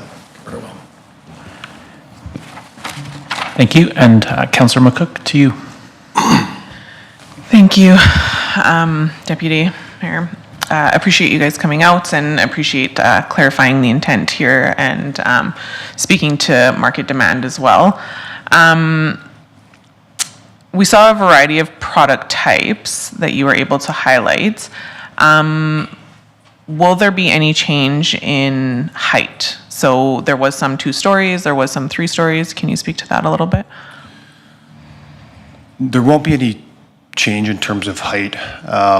Like, I think this probably lends itself best to a 2-story product, given the depth of the lot that we're dealing with here today, with tandem parking. And so I expect that Streetside, and Nicholas is right here, he can speak for himself, but would probably be more interested in a 2-story product. But yeah, 3-story is certainly a very attractive product as well. And I think we'll, you know, if we start with one, we don't vary that streetscape. And the reason for that is that there's a grading constraint because the 2 stories have a basement and the 3 stories are built on the slab. So it's one or the other. So it'll be consistent along the block face. But yeah, that's as high as we're proposing to go. Thank you. And then can you speak a little bit to the parking that will be available for the townhomes? And does it differ from what would have been available previously? No, I think we actually exceed the parking minimums that are currently in the bylaw, which are only 1 stall per unit, and you can clarify that with administration when the opportunity presents itself. I think on the 2-story, we would typically build a tandem parking stall, if I'm not mistaken. So you've got actually 2 stalls which exceed. And then with the rear product that we're proposing, you also have, you're gonna have front access, basically an opportunity to park in front of it as well, because there won't be driveways on the street in front. So we think we're actually doing quite a good job on parking overall. Thank you. And then you spoke a little bit just right at the end about how you don't build the 20-foot product anymore, which kind of lends to some of the issues that you're dealing with now. Can you speak a little bit to should this not go forward, what the options would be? Well, I guess you don't have to confirm that the 20-foot is effectively extinct, and I think we're seeing that region-wide across all builders. Obviously, the options present us are moving forward with duplexes. I mean, we're currently working on duplexes pretty much just in that little enclave that we were looking at on the plan. So we can look at duplex product, we can look at, you know, rear single side yard product. I'm not sure what our marketing and sales director would give me direction on there, but if I had to guess, it would probably be moving to some form of a duplex product. Okay. I don't know if you agree with that type of thing, but that's more our game. Thank you. That's it for now. Thank you. Thank you. Councillor Van Newkirk. Yeah, I think I'll stick to some more pointed questions. I think, you know, the narrative has been brought forward around community feedback. So does the incorporation of the 5 additional lots create any additional need for more fire hydrants? That might be a good question for administration, but no, typically I think the hydrants are designed based on pressures and spacing requirements. And I'm not sure what they are in Beaumont. I feel like 90-meter spacing is something I've heard in the past, but no, there wouldn't be any requirement for additional fire hydrant. And all of our designs are meant to achieve fire flows with looped water networks throughout the community. Could administration affirm that? Would the addition of 5 units, so question for administration, would the addition of these 5 units necessitate any additional fire hydrants? Able to confirm, but usually, it is about the frontage of the development instead of how many units, right? If I might, I think the report states that there was an engineering study done that shows there's no additional, that the service capacity exists and there's no additional services would be required. that Does is correct, yeah. That includes They above increase ground? this, yeah. Okay. Does that answer your question? Yeah, for sure. I read that in the report as well, but I just want to make sure that we're verbalizing that. Second question, does the incorporation of the 5 additional lots create any need for additional crosswalks? Might be a question for administration, yourself, I don't know. Well, what I can say is that if administration deems that necessary, I'd be committed to helping out and providing that crosswalk. But what I do know is if we just head to the end of this block, on the east end of the block and north, I think we've got a crosswalk there on 46th, if I'm not mistaken, that leads directly across to the pocket park that accesses the passive recreation space in the stormwater facility. For sure, yeah. Can administration speak to that? Is there any more crosswalks required for if this were to move forward? I believe that is the applicant saying is correct. Currently there is a crosswalk at the intersection of 46 and 66th Street, and I believe that if there are too many crosswalk, that would interfere with the traffic. So I probably don't recommend too many crosswalk on 66. Yeah. Yeah, for sure. Yeah.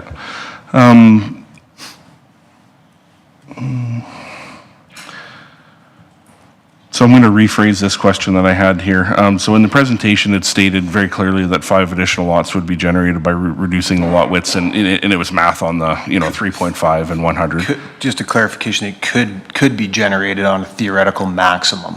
Yeah. Sure. Yeah. Can you speak to the incorporated so you've half answered this already. Can you speak to the incorporation of the associated vehicles with these additional lots? Maybe just if you could reiterate a little bit of that. Where's everybody going to park?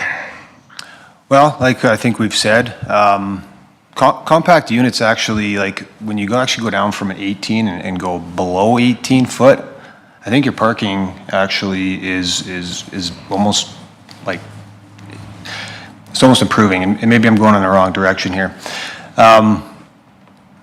If you're doing 2-story units, and Nicholas can speak to that, you're going to have 2 tandem parking stalls on that. And you have the opportunity with rear lane access to park on the street as well. So there's an argument there that you would have 3, let's call it 2.75 parking stalls per unit, okay, which exceeds the bylaw minimums today of 1 parking stall per unit. So we like to think that we're actually exceeding some of the parking requirements. If you go to 3-story, I think it's pretty much the same. Do you maybe want to talk about the parking on site?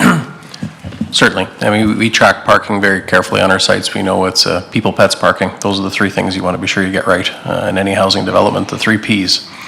But one of the things we find with these more compact townhomes is we generally provide, and this would be the case here, the same number of parking stalls. But because of the nature of the product, it tends to attract the folks that Shane had shown in the graph earlier, where they're more likely to be single occupant households. So we tend to provide the same parking, but have fewer occupants in the home, and generally with that, fewer cars. So the parking, as he'd mentioned, we typically find to be superior in this product, which is somewhat the opposite of what you may expect, but the same number of stalls, but fewer occupants, so it tends to improve the parking situation. Okay, thank you for that. So I guess big picture, this area's already been improved and it's already met regional density targets. So can you speak to the need to, in this development now, to add more density to this development? So it already met regional targets. And this is, a pointed question to the narrative that, Councillor Monkoff-Swain has put forward. I would just, through the chair, this neighborhood was approved in advance of the density targets coming into effect, so it wouldn't have met, density targets today, but I think we're pretty close to meeting that, and maybe we do. I can't quite recall. Having said that, again, it's really about what we see in terms of market demand and affordability. Thank you. I'm typing away as you're answering here, so.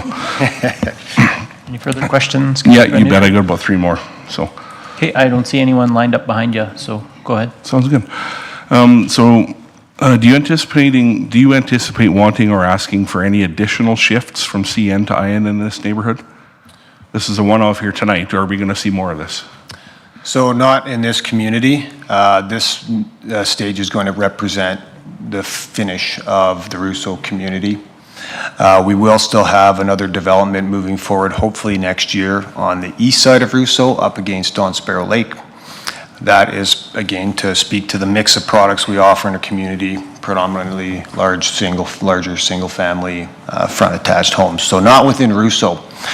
There will be, and this is full transparent, and that's why we've laid out the different options, there will be a push from industry collectively, with Qualico's involvement, coming to council to talk about smaller townhomes in general and the affordability options that those offer as we're seeing that market shift.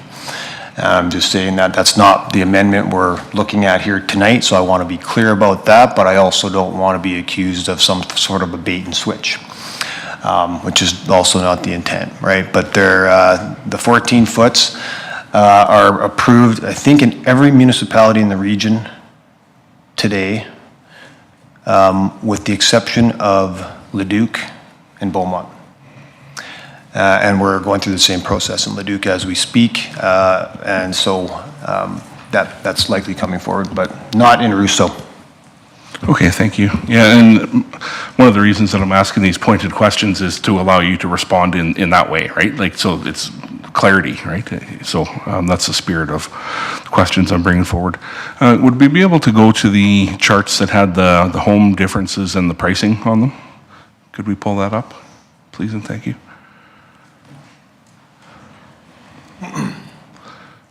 Scroll up into the text. I think it was slide. Yeah, that one, the one previous, and then this one. So I'll just speak to both of them generally. So, questions around the prices in here. Are these typical prices, and do these prices right now represent current market on these housing types in Beaumont? So these would be an average as shown, I'll say, through the region, but I would expect to see these numbers to be fairly close to that in Beaumont, yes. And just for clarity, there's only 2 of these products are allowed in the IN zone today. None of them in CN and in Russo at the moment. Okay, and then, so if you could scroll down to the next table there. I'm looking for clarity here because people are going to see prices, and then I think there's going to be a disconnect between what's available and what's not, and I just really want to provide the opportunity for you to make clear what these prices represent. So, so same question to this. So, you've spoken about 10 foot, 11 foot, 12 foot, like the smaller developments that would go in. Does this table here represent market value in Beaumont right now, or is this averages in the region? What are these numbers, where do these numbers come from? So these are all products that we've built. These are our prices in the region today, I'll say on average. Okay. So this would be a reflection of more or less where these products would land in Beaumont. The prices there, for clarity, that would be, we market an all-in price. So that would be a GST in appliances, landscape, fencing. So one of the things we do with this product type, understanding the buyer type and to be sure it's done properly, is we complete it to a turnkey complete state. So this would be an all-in, bring your toothbrush, everything's done type of price. Yeah, thank you. And then my last question would be, if we could scroll down to the photo, the last photo that was shared around, like, that showed the whole block. So in that scenario, sorry, the one up there, that guy, thank you very much. So in this scenario, so I think this speaks to what you just said. So when you're complete, you'd have the white picket fence, you'd have the separation, you'd have the token tree, and all the stuff and things. does this represent what you just stated?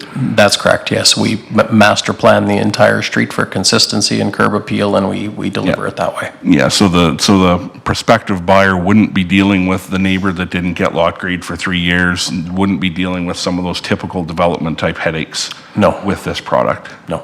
Okay. Okay, thank you. And Deputy for Mayor. clarity on Yep. that too, as the developer, that is hugely beneficial to have that option in your community from just pure marketability to aesthetic. It's just, we love that as well. Yeah, it's a more complete community. Yeah, thank you. Thank you, Deputy Mayor. Thank you, Councillor, and thank you, Council in general, for your robust engagement here. We've covered all the way from very high-level kind of global community sentiment.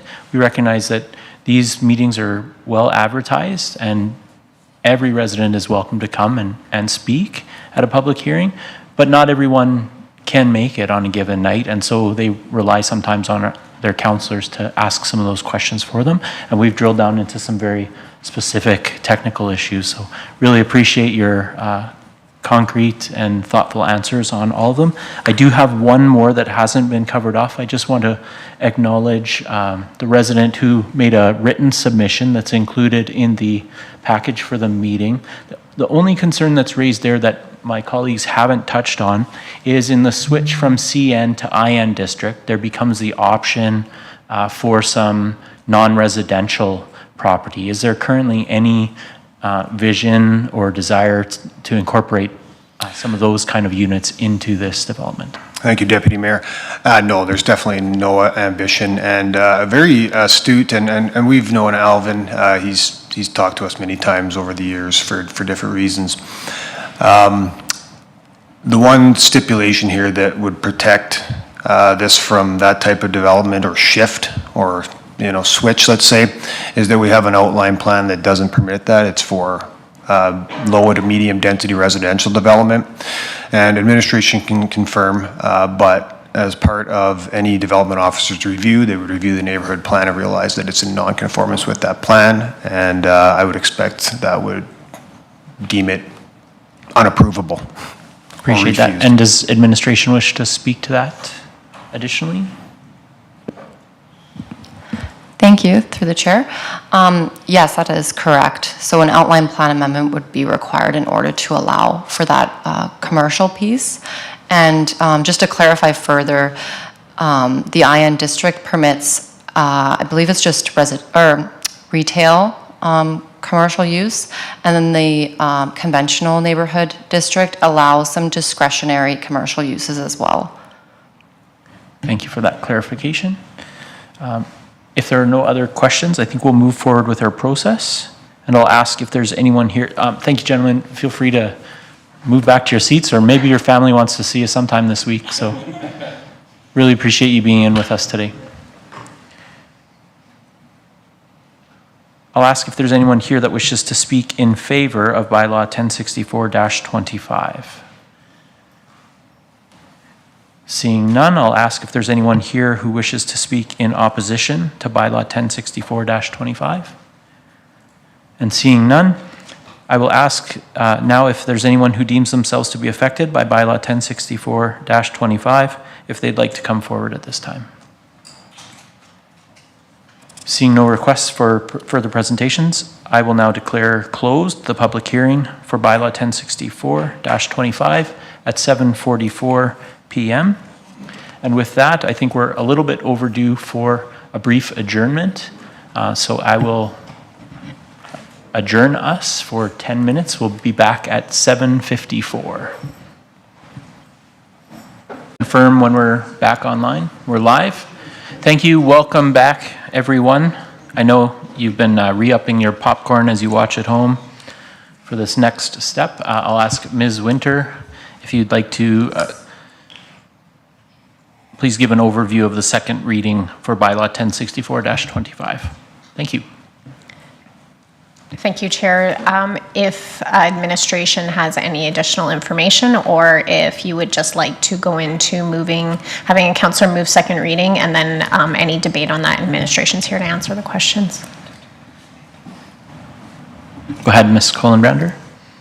Thank you. I would like to provide a little bit of additional clarification, just to sort of summarize and provide sort of administration's perspective and, hopefully clarify some points that have been discussed. So with respect to the density conversation, there was some discussion around the regional growth targets in this meeting or exceeding that. So I just want to clarify the actual number for of density for total build-out of Rousseau, including this proposal, would be about 30.3 units per hectare. So it is actually coming in under the regional target, even with this proposed narrowing of those lots. So the outline plan has set a target for low-medium density of 40 units per hectare. So when I mentioned that 34.5 units per hectare, that's only considering those low and medium density sites. So again, that's actually coming in slightly under the target in the outline plan. With respect to the sort of discussion around crosswalks and hydrants, this proposal would not be impacted. It would be the same regardless if they were proposing townhouses that complied with the CN district. It wasn't something that engineering had commented on during circulation. They just requested that servicing study. And the general design standards looks at crosswalks based on the type of intersection, which would not change as a result of this amendment. And the same with hydrant locations. It's based on sort of the distance. So they have to be, I think it's 150 meters apart. So again, that would not be impacted as a result of this amendment. So I just want to sort of restate administration's recommendation. So based on our analysis and the circulation process, we didn't really receive any, I think, concerning comments. And we had the one submission from that resident, which I think was spoken to with the parking and the concerns they had. So based on this and the minor sort of nature of this amendment, administration does believe that this proposal meets the intent of the Iron District. This is the primary, the primary district, that land use district that we see in Beaumont and sort of new developments. So it's not an unusual land use district for this type of development. As such, administration recommends that council give bylaw 1064-25 second and third reading. Thank you. Thank you, Ms. Kohlenbrander, for that additional clarification and for spending part of your break researching sidewalks and hydrants so that we could have that answered tonight. Appreciate that. Council, do I have a member willing to or wishing to move second reading for bylaw 1064-25 at this time? Seat 16. Go ahead, Councillor Monk of Swain. What I was reading, so I will move that bylaw 1064-25, Rousseau Land Use Bylaw amending bylaw, be given second reading. Thank you, Councillor. Do you wish to speak to your motion? Yeah, just briefly. So again, thanks everyone for all the questions and comments. I think from my perspective, when I look at these amendments, I look at it from two perspectives. One, the directly impacted residents, close proximity, how is that going to impact them? And then the overall broader impact for the community. As a councillor, our role here is to plan the city itself for the long term. I really appreciate the question around that residents' concern around commercial, and thanks for the clarification around what would need in order to bring that in. That kind of closed the loop from a directly impacted perspective. More broadly, I think we all can appreciate running and managing a city costs money, and the whole conversation around density is not just to meet a target. It's to use the most efficient services in Beaumont, and for something like this, I'm careful of wanting to use the word things like minor because I know it will have an impact. But for something like this, it seems seems like it does align with the intention of what we're trying to do here to continue to attract people into our community. So I will be voting in favor of second reading and encourage others to do so. And I'll leave it there. Thank you. Thank you, Councillor. Any other councillors wishing to speak? Go ahead, Councillor Van Newkirk. Sounds good. I've actually got an additional question for administration. Is that possible? My question is, if one of the two-story units were built, it was stated that those would have a basement, the three-story wouldn't. In the two-story scenario, would one of the two-story units qualify for an additional ADU as per our land use bylaw? Could it be built out as to include an additional ADU? Even the two-story, it could have an additional units there, because additional units is defined as additional dwelling units in addition to the primary dwelling units. So, yeah, you could. Okay, so to be clear, so we could have the photograph that we had up front there with, you know, fully familied out plus an additional ADU in 1, 2, 3, 4, or 5 of those units. It is possible. It is possible, but there is a probability there, yeah. For sure. Thank you. Thank you, Mr. Wong. I see Ms. Raymond. Let me just zero in on your mic. I think it's 6. Oh, see, you got a promotion. Congratulations. Always wanted this promotion. Not quite, but more city clerk. Anyway. I digress.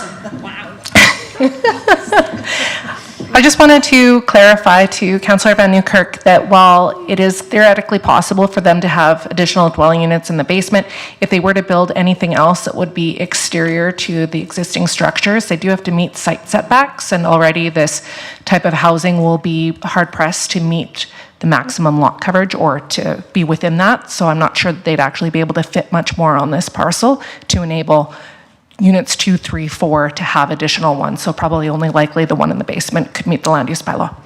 Okay, thank you. And that actually leads to my next question, is if there was room for a garage with a suite above on these lots. So would that be a no based on your comments you just made?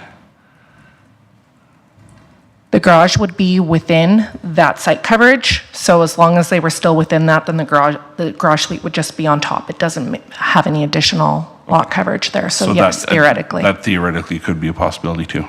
Yes. Okay, thank you. Any additional questions or statements? Yeah, so I'll make a statement. So for me, broken record on parking is where I come from for this, and no surprise to anyone who's followed my broken record on parking. I've driven through these neighborhoods, I've seen these developments. I go through in the morning, I go through at night, and the most common concern that I get from anyone driving through, participating in, visiting in new neighborhoods with more density is parking. And I don't, I hear the answers to the questions that I put forward, but when I look at a full developed block, then we're gonna add 5 more units with up to 10 more cars and a potential for an ADU. That's directly affecting the neighbors who didn't expect that when they came in, to a point that was made. So that's one piece of it. But it's also up to 10 more cars. And we have a huge bubble of people in this municipality that are getting driver's license, and cars are not going away, not in Beaumont. We haven't been able to get to a point where we're funding our internal transit around Beaumont yet, which I would love to get there. We aren't there yet. Moving about Beaumont requires, and moving to and from Beaumont requires vehicles.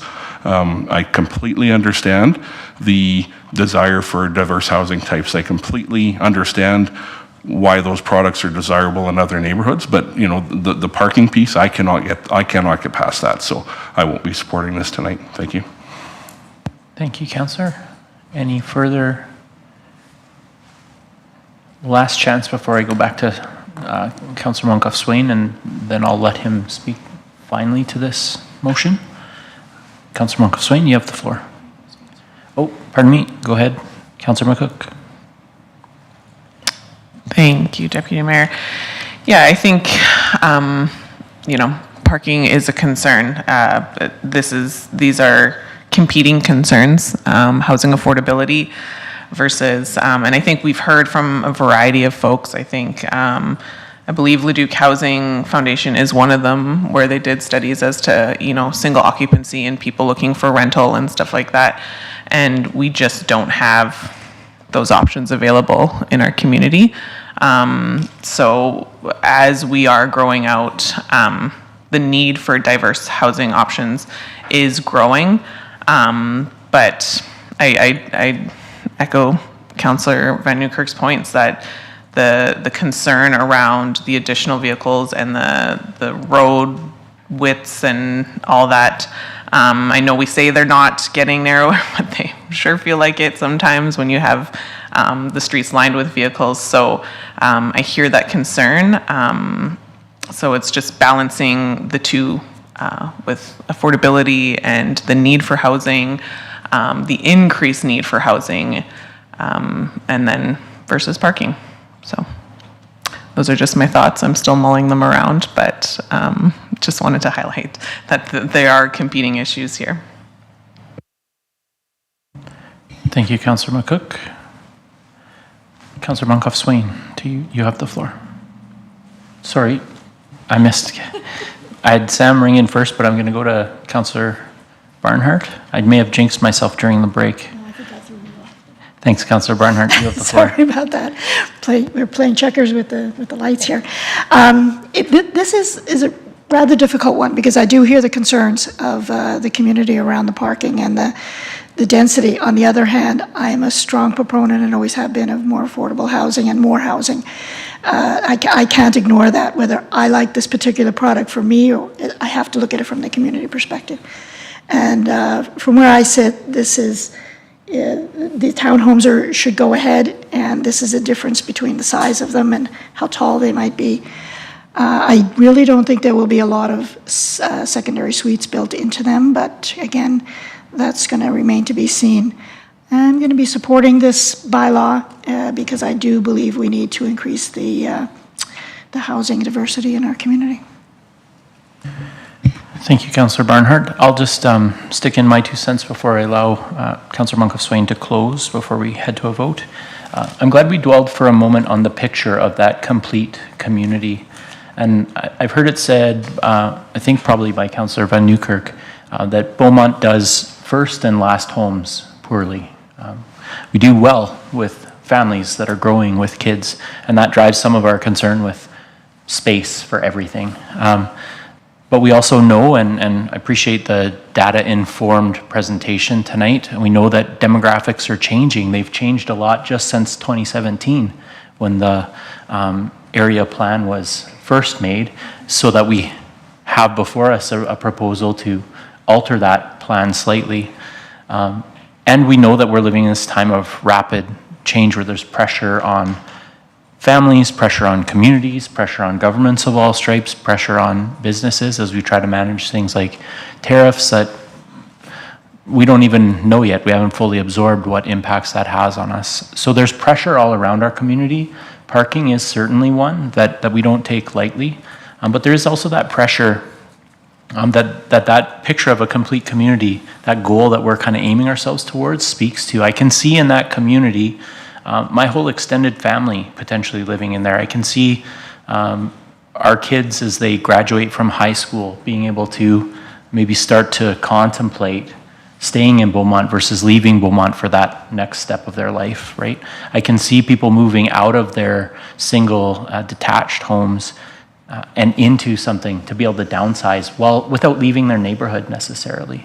And I think that's a goal that I'd like to get behind. So pressure's all around. That's not going away. We're going to continue to have to manage this change. But I keep coming back in these conversations to that concept that the best way to manage the change is to grit our teeth and do it together. If we defer and try to keep things the way that they were in 2017 or in some kind of historic moment that we somehow make idyllic when there was ample parking for everyone, then what's going to happen is someone else is going to come in and take the decisions and make the decisions for us, or they're just going to passively happen to us. So the best thing I can see for our community going forward is that we grit our teeth and make some tough decisions and support each other as neighbors through some of the pressure points along the way. And so for that reason, I'll be supporting this motion tonight. Thank you. Councillor Moncaswain, you have the floor. Yeah, thank you. I'm going to ask a couple of questions of administration, just based on some of the points here, recognizing that there's only 5 of us, and one's already made their position clear. So I want to make sure that we get enough votes. So maybe first off, there's a discussion around additional dwelling units. Could you just maybe speak to the difference between going from a CN to an IN as it relates to that potential? What would this change do in terms of the additional dwelling unit?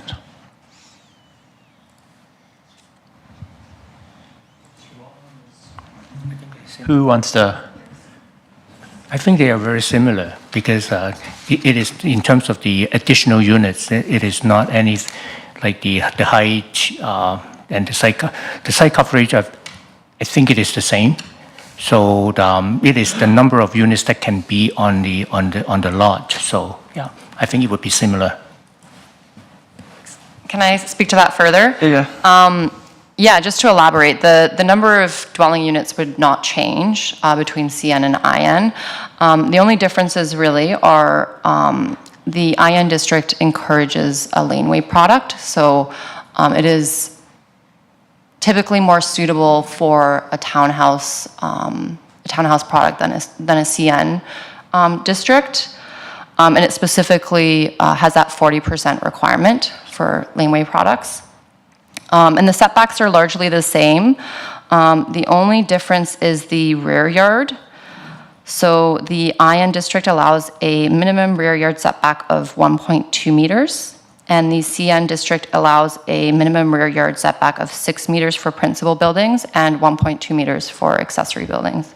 So those are largely the differences, and then as we've already sort of highlighted, there's the difference in height. So the IN district would allow a height of 4 stories, and the CN district would allow a height of 2.5 stories.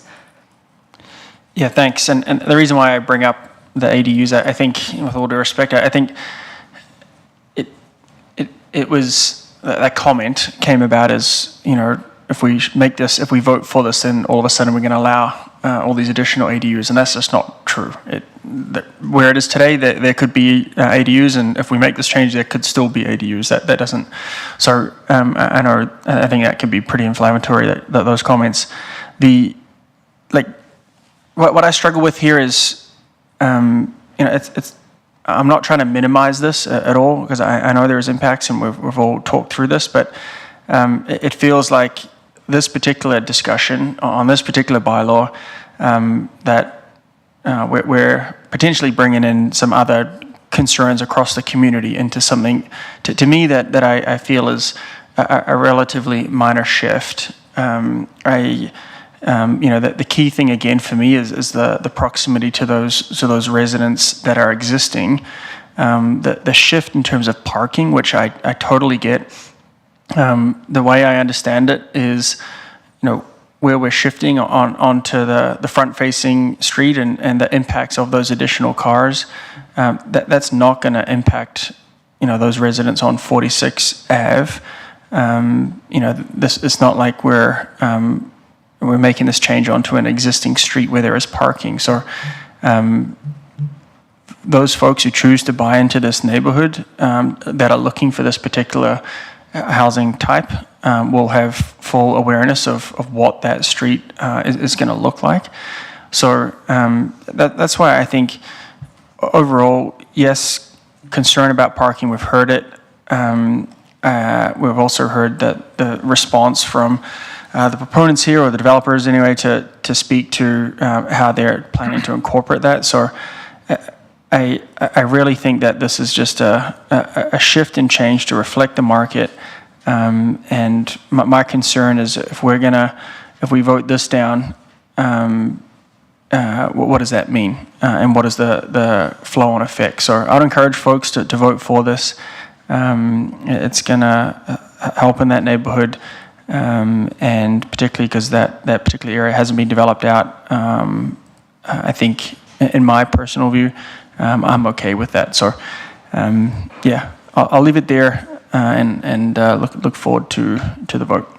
Thank you, Councillor Monkoff-Swain. And I'll just, a gentle reminder for all of us, we need to always be reminding one another.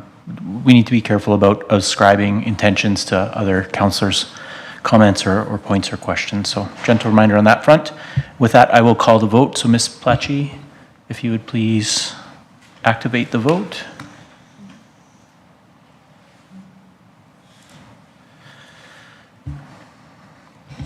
Thank you. The motion carries 4-1 with Councillor Van Newkirk voting against. And with that, I'll ask if there's a councillor wishing to move third reading for bylaw 1064-25. I see Councillor Barnhart. You have the floor. I move that bylaw 1064-25, Russo Land Use Bylaw amending bylaw be given third reading. Thank you, Councillor. Do you wish to speak to your motion? Well, I believe we've probably all have said kind of how we're going to go here, but I definitely do think this is interesting in terms of the way it's taking us to really think forward about how our housing diversity needs to progress, and we need all types, so I'm in favor of this. Thank you. Councillor Van Newkirk, you have the floor. Yeah, thank you. Believe me when I say I can see all of the arguments that have been put forward tonight. You know, I'm planting my flag on parking, but what I'll say is whether we agree with what we're doing here being yet another change and surprise to people in the community or not, it is. And there has to come a point in time where that's okay. Otherwise, nothing's ever going to move forward. So I just want to say that out loud. And Councillor McCook made a great point. I made a note on it. And the question I wrote for myself is a round of housing affordability versus parking requirements. And when does one start to outweigh the other? And unless we change how we talk to the community, we're not going to get any other community feedback. My flag is planted on parking on this one tonight. But here's what I say. We need help from the developers and builders to change the language, to change the channel on density and parking. We need to show how the parking is. We need drone footage. We need maps. We said what we were going to do. We did it. I haven't seen that. Residents haven't seen that. So if we're going to have any kind of shift in this housing affordability versus parking requirements conversation, we need that support up here. Like I said, doesn't change where I'm at tonight. I don't support this. I'm planted on parking, but I can't be any more clear that this conversation, the next time a change come up, is going to be as cumbersome as this one if we don't get some support from administration, the builders, and the development community around changing the channel on this conversation. So that's my statement for tonight. Thank you. Thank you, Councillor Van Newkirk. Any further comments before we move to a vote? Then I'll call the question. Please activate the vote. Please vote. Thank you. The motion carries 4-1. Councillor Van Newkirk voting against.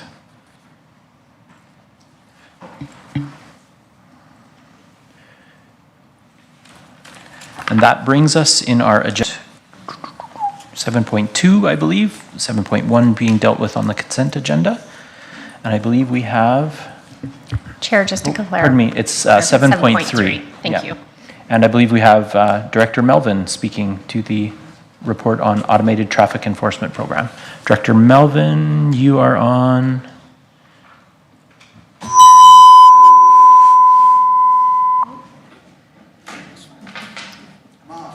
Yeah. Sorry, just looking for you there. I'm red. Oh, got it? Okay. Good evening, Deputy Mayor and members of council and public. Jay Melvin, Director of Protective Services, providing an update on the city's automated traffic enforcement program with some updates on the rule changes that are coming forward. This report also provides a recommendation from an administration and outlines some next step if council is supportive of the recommendation. As many of you are aware, ATE in the province has made some guideline changes since 2002 with real impact coming in 2023 and 2024, with some more that came into to notice in late of 2024. A lot of those impacts our community on how we roll out the program and how the program is delivered, along with other traffic safety initiatives that are coordinated between Protective Services and the RCMP.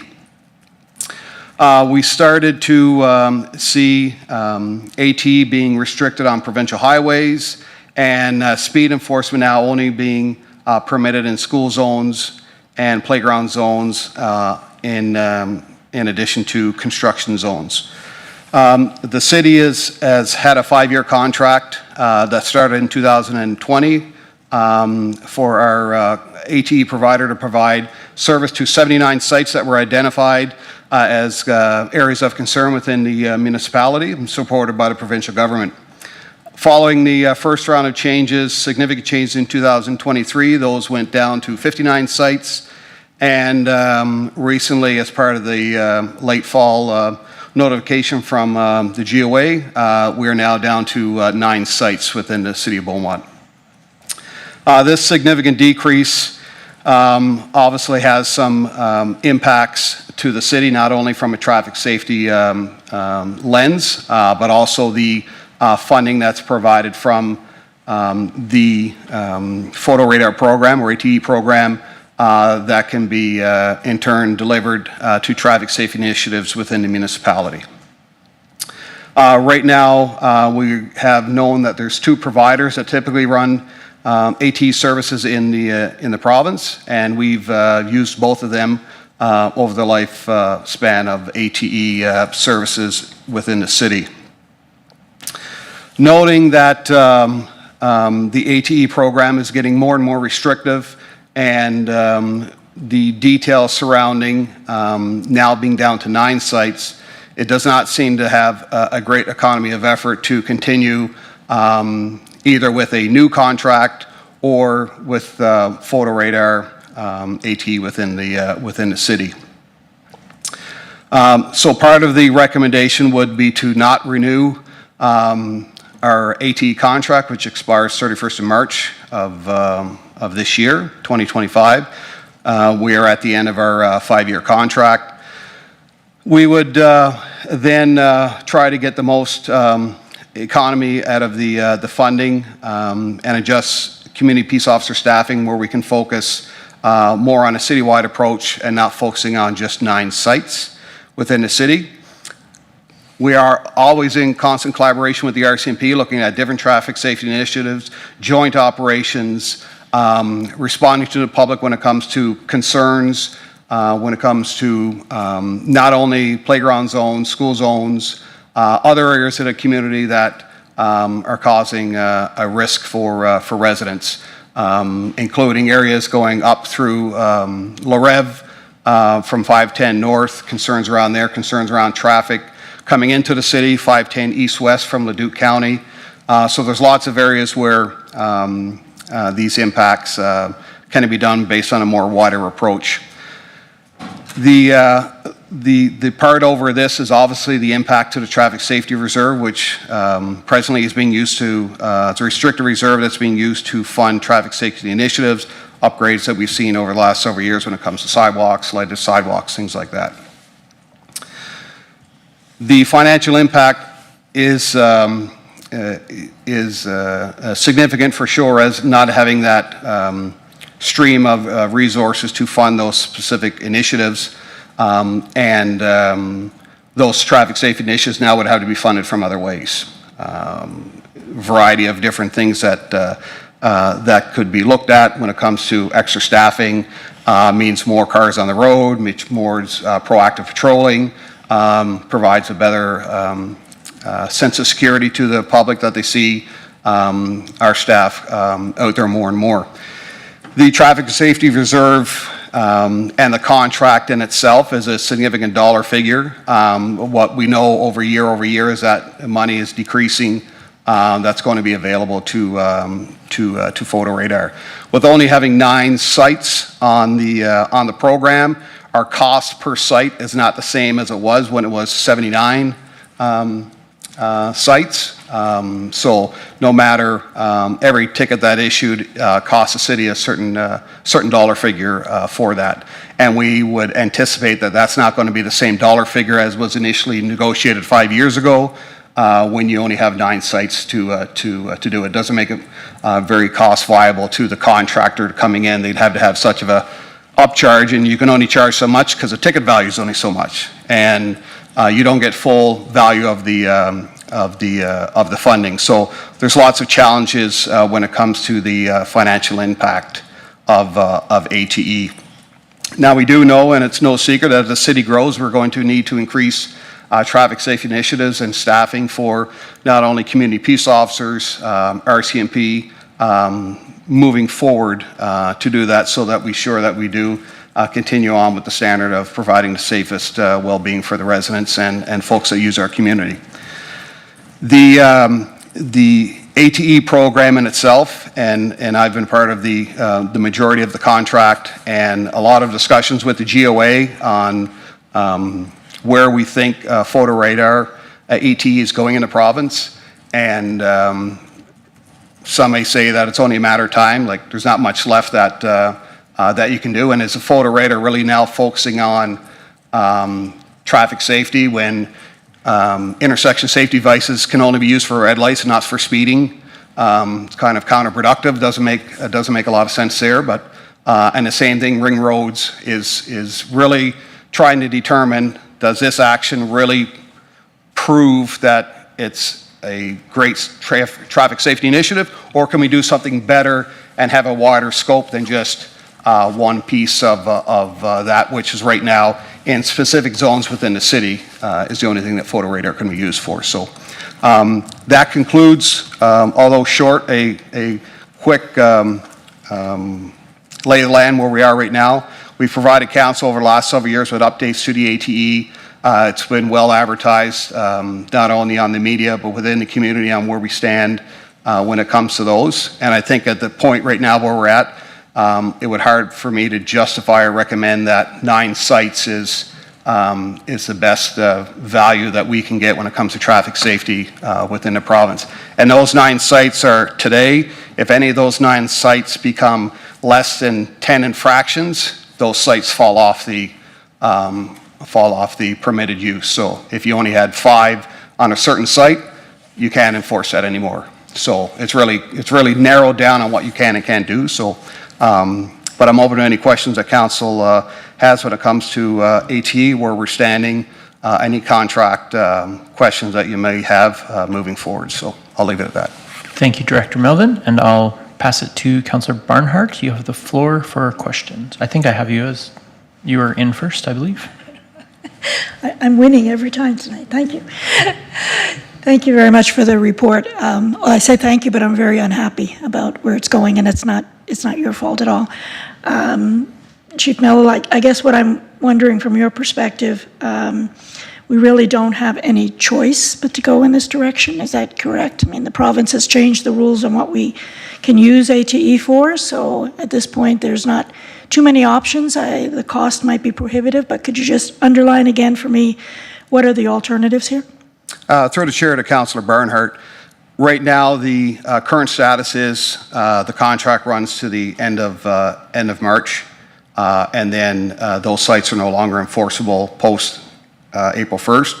If council wishes to go back out and do an RFP to see what the cost would be for those 9 sites, we could have something done by middle to late Q2, notifying the provinces this is what our plan is. The unknown that we don't have is that if any contractor is going to build or bid on 9 sites compared to other sites in a much larger community that would have those. And we don't have any intersection safety devices, so really all we have is is the playground zones within the community and any of those things. So there's options there to go back out, not have a contract in place and wait till we see the likelihood of it being cost effective and not costing municipality more than what the desired outcome would be is questionable from that standpoint. But looking out at that and just knowing that where ATE is going right now, why wouldn't want to get into a new contract and then, oh, now we're going to decide and now we're caught in that penalty clause, which we were a couple of years ago of that, past 180 days or 2 years. It would actually cost the city if we had to cancel a future contract going down that route. So my decision at that point was too many unknowns, too many risks, and we can attack this a different way with a broader mindset when it comes to how municipal enforcement does traffic safety along with the RCMP. So just to follow up on that, so the next steps, I follow your logic, I really do, and I appreciate the pros and cons, the way you've laid them out. The choice we have is to proceed with a traffic safety program of our own with our police and our peace officers with the RCMP. That's always been seen to be the more expensive option because we are paying for staff and staff time and while they're doing traffic safety, albeit it is one of the best ways sometimes to capture the bad guys, but it's also another way, it takes them away from other things that they have to do as well. So there's pros and cons to that as well. When would you be coming back to council with perhaps that plan? Through the chair to Councillor Barnhart, depending on what council's decision is tonight and direction. If the direction is to follow through with the recommendation, we would give notice to the contractor with the contract ending March 31st. We'd also notify the province to let them know that this is what we've done and we'll be in the process to decommission the ATE program within the city. That's one avenue. The other avenue is if you direct administration to go back out, do a new RFP post April 1st and come back, look at the numbers, provide us some more data when it comes to what the costs may be if we had any interested contractors, and we could do that. Most likely, we're not going to have ATE from April 1st until a decision is made, whether it be a contractor. So it could be 3 to 4 months later before a new contract is up and running and approved by the GOA. So. But specifically, the budget process is when you would be coming forward with any more policing cost as a result of? Correct. Our plan is to bring that data that we've been collection annually to the 2026 budget process and providing the details as we similarly do every year, how busy we're getting, how many calls per officer, just the landscape of the city, how it's growing in so many different areas. There's only so much you can do. And also trying to meet and maintain council's policy when it comes to the level of service for municipal enforcement within the city. So. Mm-hmm. Tough. As I said, we didn't ask for this, but this is the direction it's going. So I'm saddened by it because I have been a proponent of ATE all along. So I look forward to the rest of my comments from the other colleagues. Thank you, Councillor Barnhart. Councillor Van Nieuwkerk, you have the floor. And then to you, Sam. I'll try not to steal your comments here, Sam. I don't know what they would be. Just a question for administration, just on clarification. So in your presentation, you said the red light would stay, or would that go? Like if we say no more ATE contract, does that mean photo radar and the camera at the stop signs? Just looking for clarity on that. Through the chair to Councillor Van Nieuwkerk, we don't have any ISDs, intersection safety devices, within the city. We had red light cameras on certain areas within the city. Where we had those red light cameras, we're not eligible anymore to enforce those unless those red light cameras are in school zone, construction zones. So anything along 50th Ave where we had them before, where we used to see the white vehicle parked up on the grass, we're now allowed permitted under the new guidelines to do that. So that's one of the many restrictions that we're now enforced. And we never really had a very large ATE program from a city standpoint. But as soon as you start cutting away 70% of what you're allowed to do, you come down to a point where we're at right now where we're permitted for 9 sites in 2025 unless that gets rescinded moving forward based on inactivity of those sites. Yeah, so we did have a truck with a camera to watch stop sign violations. So that would be no more, as well as the vehicle with the traditional photo radar. Correct. Only in where we're permitted in school zones, playground zones, construction zones. Everywhere else in the city, we're not allowed to enforce it.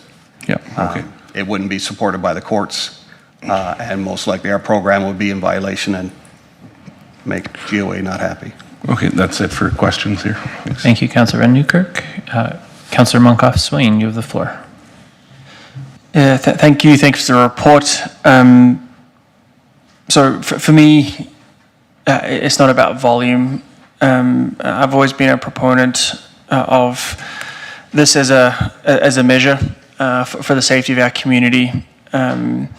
My fear with this is I know folks, including myself, who are very cognizant of how fast I'm driving in school zones and playground zones, and to just unilaterally just get rid of that without doing the work, I find challenging. You talked about wanting to do a wider approach where you and the team can look at it, take away the cost per site, all that sort of stuff, but could we not be doing that now? Like, why couldn't you be doing both?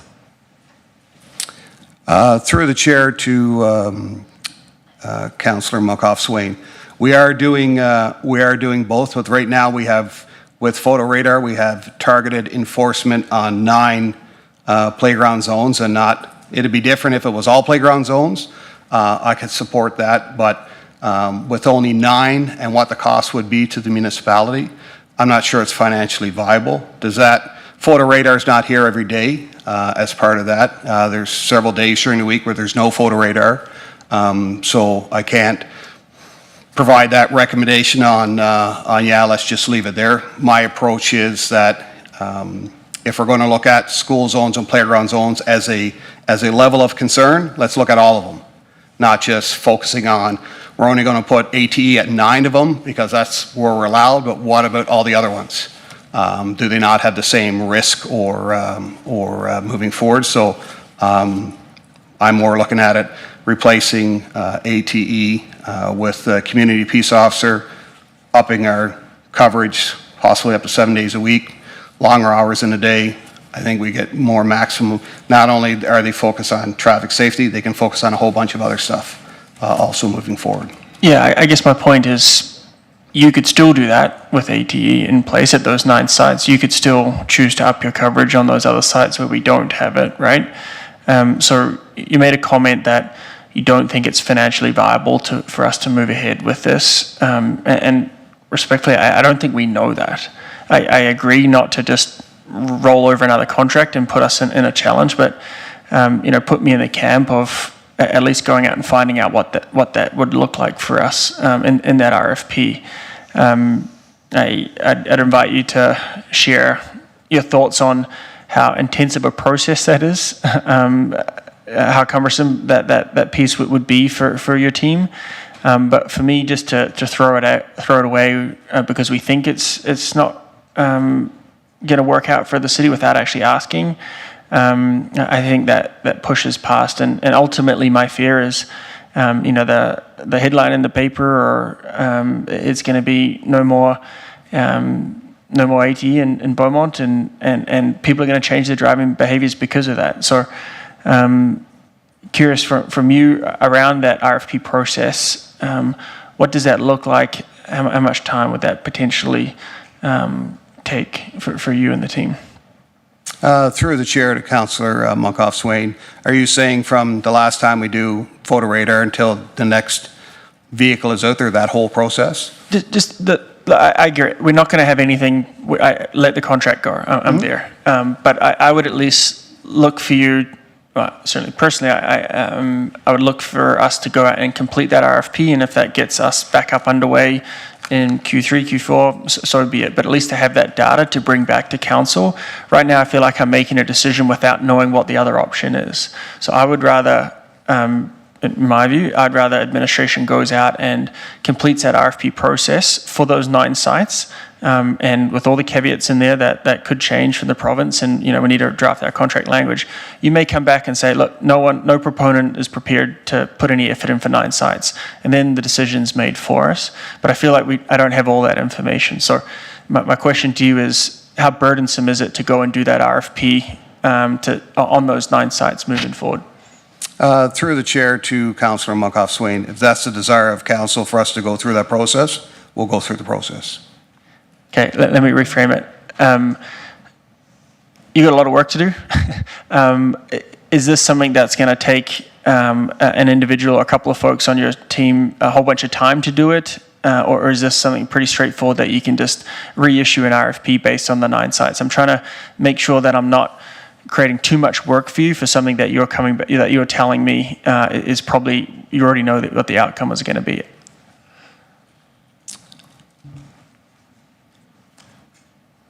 It wouldn't be too much of a burden if that was the wish of council. We would make it happen.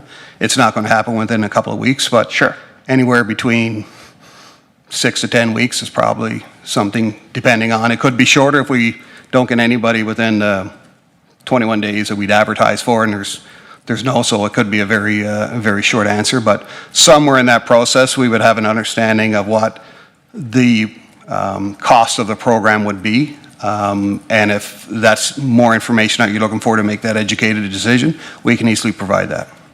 Thank you for that. And to be clear, I'm not particularly concerned about a timeline. I'm not trying to force a time on you.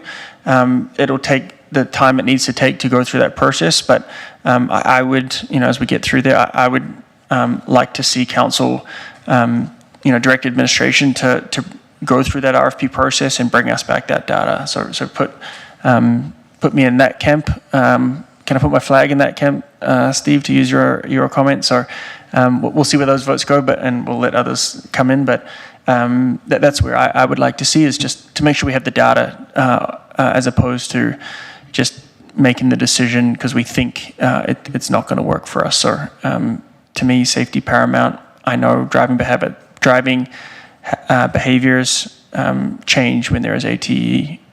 So I don't want to just throw it away without going through and getting all the data. Thank you. Thank you, Councillor Muncroft-Swain. Just to clarify the process, we don't have a motion. We have a recommendation, but it may be that if that's the direction you want to pursue, you want to work on drafting a motion. Thank you. And we'll go to Councillor McCook.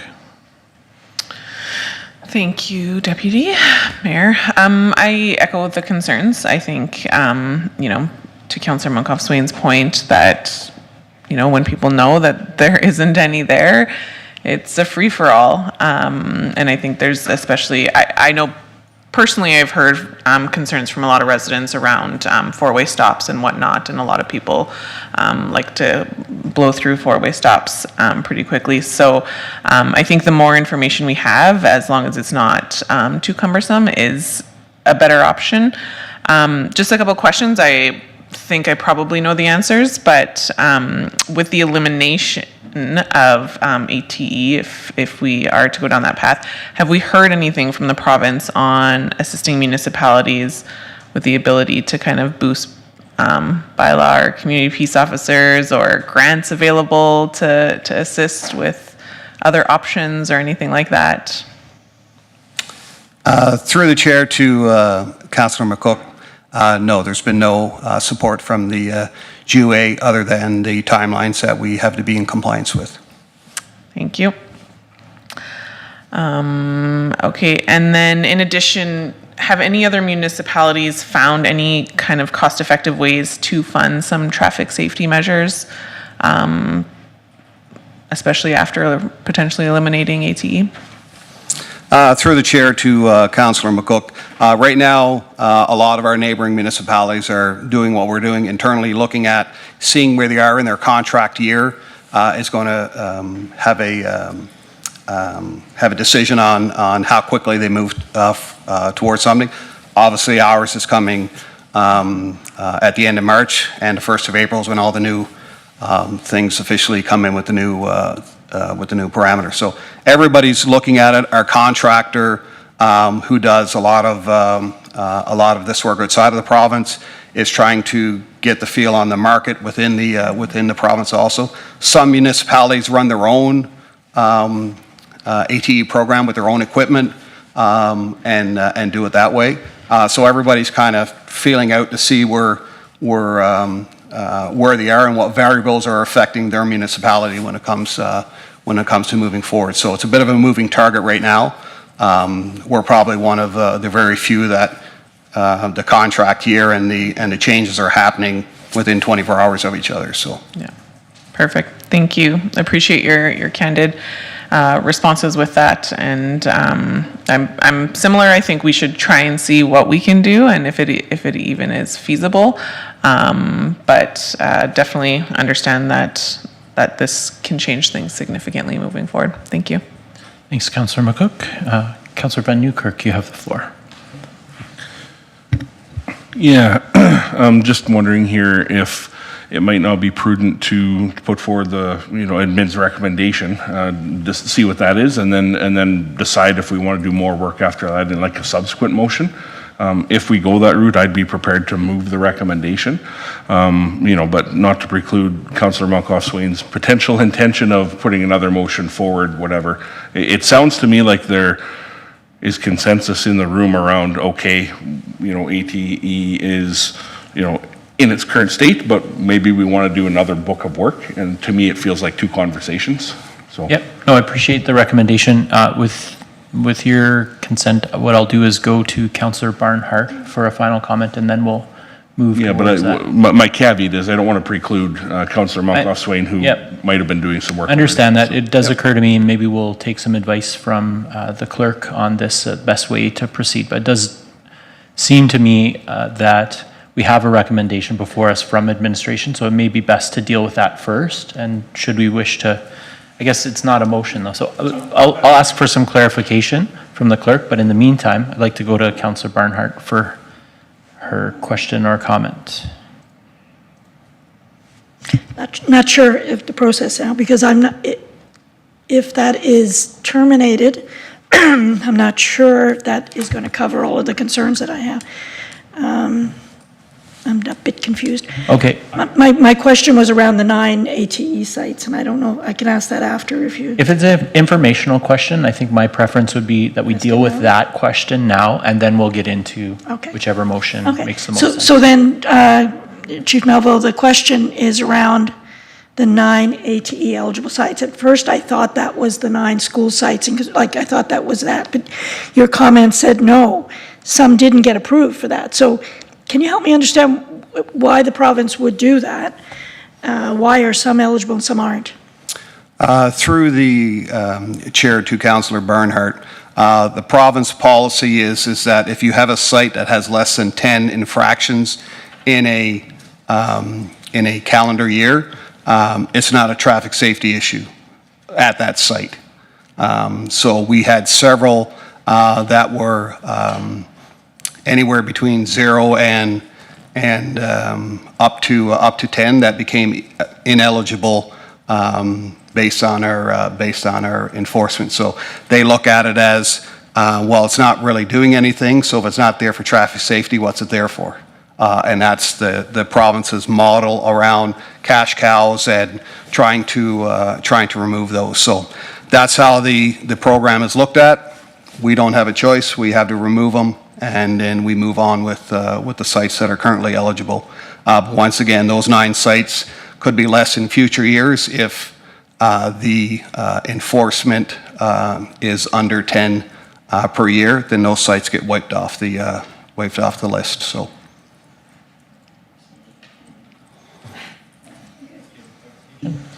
No, I get it. Okay. Sadly. Ms. Winter, I'll just look to you for a little bit of advice as to how to proceed. Thank you. Yep. Currently, there's no motion on the floor. So from what I'm hearing from council members on the process is what we can do is, obviously, we're going to let the contract expire for the March 31st. So we'll go ahead, if council is in favor of that, we'll move the motion for that. And then I have a subsequent motion that Councillor Monkoff-Swain had spoke to with regards to the RFP process that we can do as a subsequent to this motion. So if I'm hearing you correctly, then I would look for a council member willing to move the first recommendation, but not the second involving rescindment of council policy Correct. C28. We would not want to rescind that policy until we have the information back should Councillor Monkoff-Swain's motion go through. Okay, thank you. And so Councillor Van Newkirk, do you want to move the first recommendation? Go ahead. We'll just bring it up. So this addresses the first part of the recommendation only and eliminates the automated traffic enforcement program effective April 1st, 2025. Thank you. Do you wish to speak to that motion? No, I don't. That's fine. Okay. Straightforward. Thank you. Is there anyone wishing to enter into debate? Go ahead, Councillor Barnhart, question? Just a question. Sorry. Just a question for clarity. The way that reads to me is automated traffic enforcement program is different than the contract we have with that particular provider. Does that matter? It seems to matter, because if we're talking about coming up with another program, what are we going to name it other than automated traffic enforcement program? So I'm just having trouble with the wording of it. I understand the intent is to cancel the contract. So we've made an adjustment on the screen. Would that be in line with what you're suggesting, Councillor Barnhart? Yes, that would help. And Councillor Van Newkirk, would that be a friendly amendment? Yeah, I appreciate That was your intent. Thank you. Pardon me? Yes, I appreciate the clarity. Thank you. Thank you. Are we ready to vote? Council, are you buzzed in for your motion? No. Okay. Councillor Monkoff-Swain.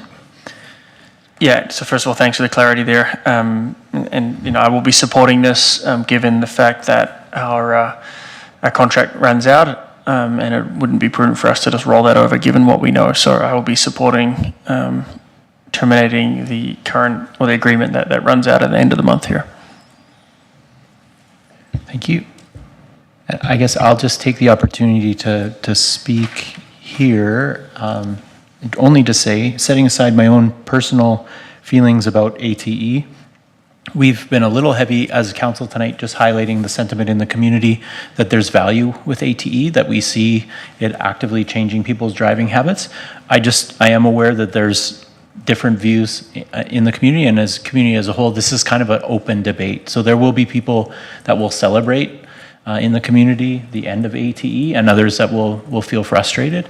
Ongoing debate. We're working with another order of government who feels like they have a strong mandate to act aggressively to restrict ATE. So it's the situation we find ourselves in. I just only mentioned that in the trying to be fair to representing the different opinions and views that exist in the community. With that, I'll call the vote.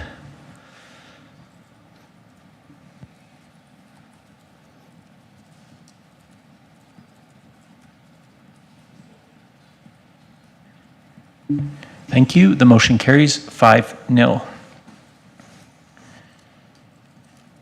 And now if you're ready, Councillor Monkoff-Swain, I'll go to you for your motion. Thank you. Yeah, I am ready to move that by the end of June 2025, administration complete the RFP process on the 9 sites identified for automated traffic enforcement and bring council back a report on the results. Thank you, Councillor. Do you wish to speak to your motion? I do.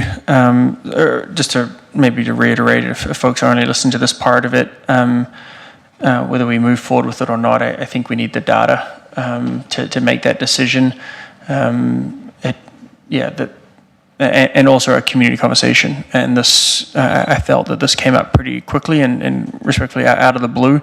And I didn't have the time personally to do my typical engagement out with the community around this, and so to make a decision to just cancel it outright, I felt was not prudent. So my recommendation is that we get that data. That provides a bit more time to have that conversation, and we'll get the input back from administration. It may come back and say, it's not worth it for these reasons, and then we'll make that a call then. But I think it's prudent for us to get that information. So that's why I'm making the motion, and I encourage you to support it. Appreciate that, Councillor Moncrief-Swain. Anyone else? Councillor Van Newkirk speaking for the debate. Yeah, thank you. I can definitely understand that viewpoint, and I don't necessarily disagree with this process, but what I would say is that, Councillor Moncrief-Swain, you tried pretty hard to get a quantifiable how much effort is it going to take out of admin, and I think if we had a little bit more clear of an answer, are we talking about 10 hours a time, or are we talking about 100 hours a time? I don't support 100 hours a time, but I support 10. If we're getting into 100 hours a time, then I think we should not do this, and I think we would go back and look at all the previous work that we've done and maybe make a full picture on community policing, and then look towards the budget and say the full picture on community policing would include A, B, and C. But in absence of that quantification, I guess I can ask one more time, are we talking 10 hours or 100 hours? Like what is the level of effort required to do this RFP? Because that really is what my support would hinge on here. Through the chair to Councillor Van Newkirk, how about 9.5 hours? That's your advice? Councillor Moncrief-Swain, you have my support. Thank you. Chair, I just want to say that I did change the motion a little bit and changed RFP to procurement process, if Councillor Moncrief-Swain is okay with that. That's a friendly clarification in your view, Councillor Moncrief-Swain? Can we just have some clarification as to why the change was needed? Ms. O'Neill. Thank you, Deputy Mayor, through to Councillor Moncrief-Swain. Just wanted to change the wording in case with our procurement policies, we don't have to do a full RFP. There are only 2 providers, so we may be able to do an RFQ, a request for quotes from those 2 providers. One of the providers, we are now exiting a contract, so we just want to be sensitive to how we approach this with them. Thank you. Yeah, thanks for the clarification. Fine by me. Don't mean to jump in over your processes, so thanks for catching that. I'm good with that. Thanks, Councillor Moncrief-Swain. Are we ready to vote on this motion? I'll call the vote. Thank you. The motion carries unanimously, 5-0. And with that, we come to the part of our agenda for Councillor currently aware of any new councillor inquiries? Oh, We still have bylaws to go through. pardon me. Got excited there for a second. Yeah. You're not done yet? All right, so we are to 8.1, Bylaw 1080-25, Development Notifications Land Use Bylaw Amendment, first reading. And I have Ms. Foley presenting. Thank you, Ms. Foley. And you are, I think, 6? Nope. 5? Nope.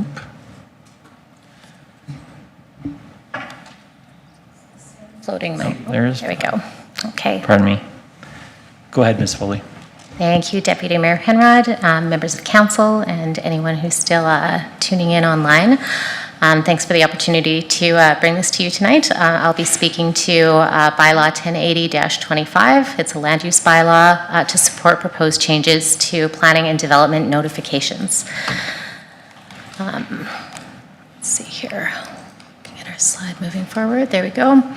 Okay, so I'll give you some background on notification needs, our limited jurisdictional review, what changes we're proposing, examples of what that can look like, financial and project risks, and community insight. Identified through administration areas of public through the planning and development process.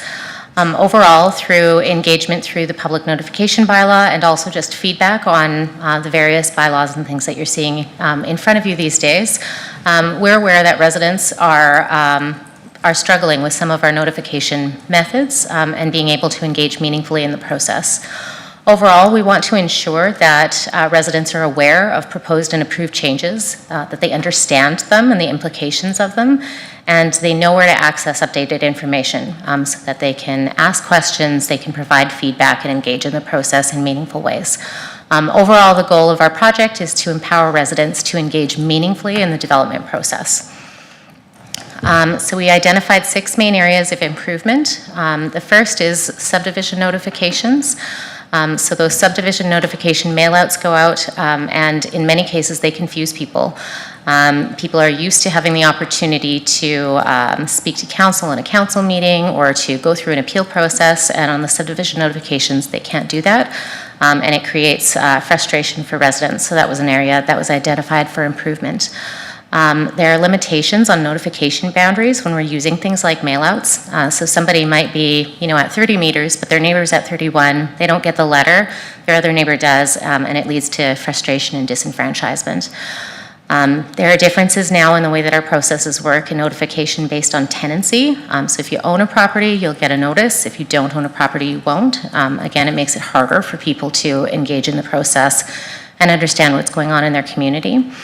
And that speaks again to neighborhood awareness. If we have an example street, maybe there's 5 applications, they've all gone out through mail out. If you're on that street, you'd have no idea. You wouldn't be able to tell what was going on unless you happened to get all 5 of those letters.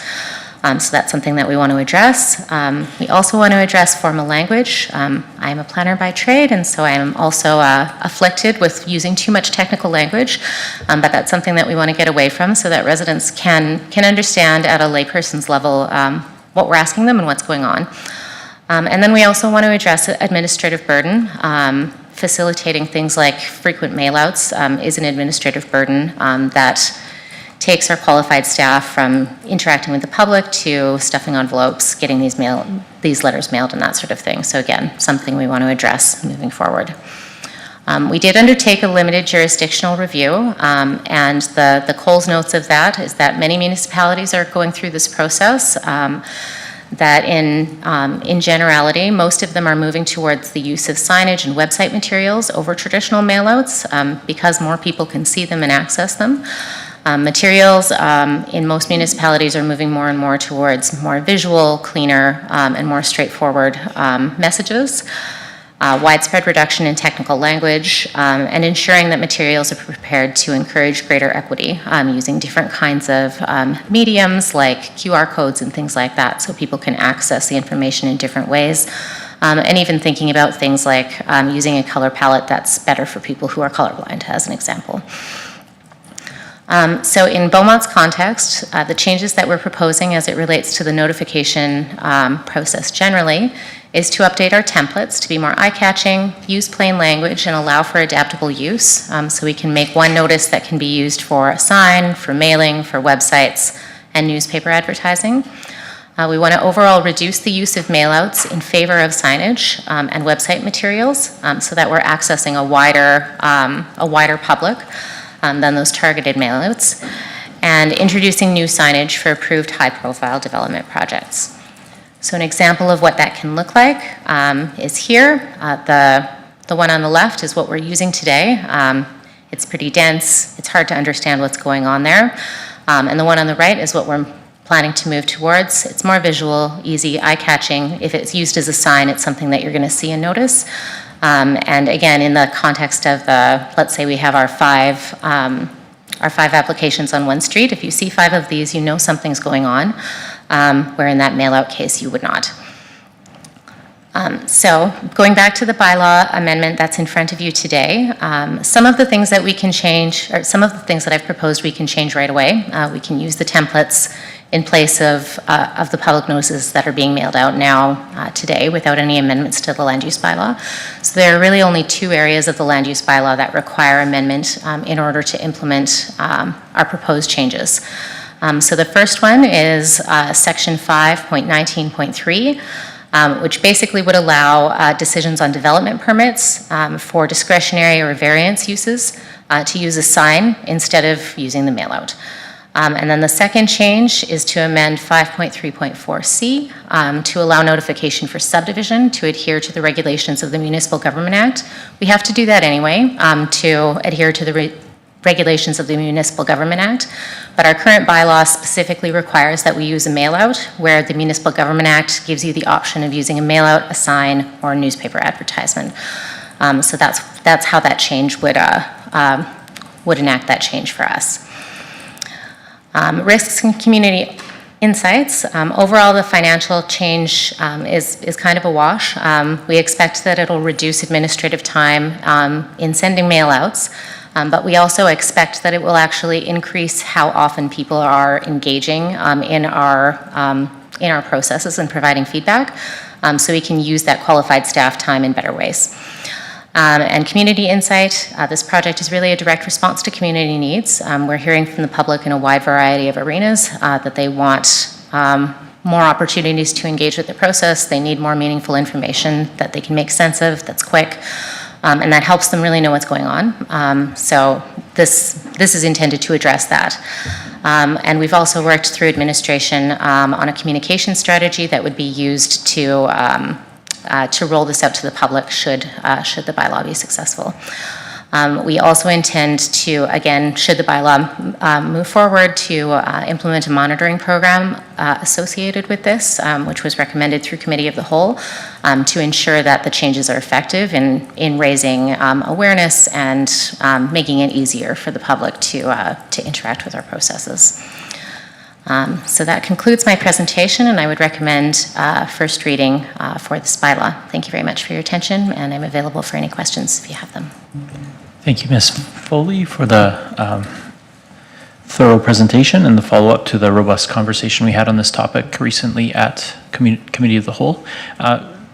Madam Clerk, if I could just clarify, is this, should this motion pass first reading, is this a change that will go to public hearing? Yes? Yeah, the process would, because this is a land use bylaw amendment, it would have to go to public hearing. Thank you. So as I ask for a member to move first reading, and then as we enter into questions, just remind my colleagues and myself that at this stage of the process, we want to just stick to clarifying questions to not prejudice the process going forward. With that, I'll ask, is there a member of council wishing to move first reading of bylaw 1080-25, development notifications, land use bylaw amendment? I see Councillor Van Newkirk. Steve, you have the floor. Yeah, thank you, Deputy Mayor. I would move that bylaw 1080-25, a bylaw to amend bylaw 944-19, land use bylaw, be given first reading. Thank you. Thank you, Councillor. Do you wish to speak to the motion? I wouldn't speak to the motion now, just happy to get it on the floor and would have some questions for admin. So, thank you. Is there any, I see Councillor Monkoff-Swain. You have the floor. Thank you. Recognizing that we're in first reading, and thank you again for the council around the public hearing process coming up. But maybe let me ask a question around, do you need to wait for this bylaw to implement some of the changes that you're looking to do? So what I mean by that is, and you showed a very nice visual of I'll use my language carefully, a formal or the current version where no one can understand. And then this nice pretty picture. Can we not do that as well, right? So let me frame it this way. Can we do that right now? Do you need to wait for this bylaw or public hearing change process to go through and make those recommendations? Ms. Foley, you have the Through floor. the chair, Councillor Monkoff-Swain, yes, we can make some of the changes now. The broader use of signage is something that would require the land use bylaw amendment to be changed, but changing the mailouts that we're doing right now, our traditional mailouts from the one on the left to the one on the right, is something that we are working on implementing immediately. Okay, thank you. And again, try to be cognizant of language here. I would encourage, through this process, my concern is that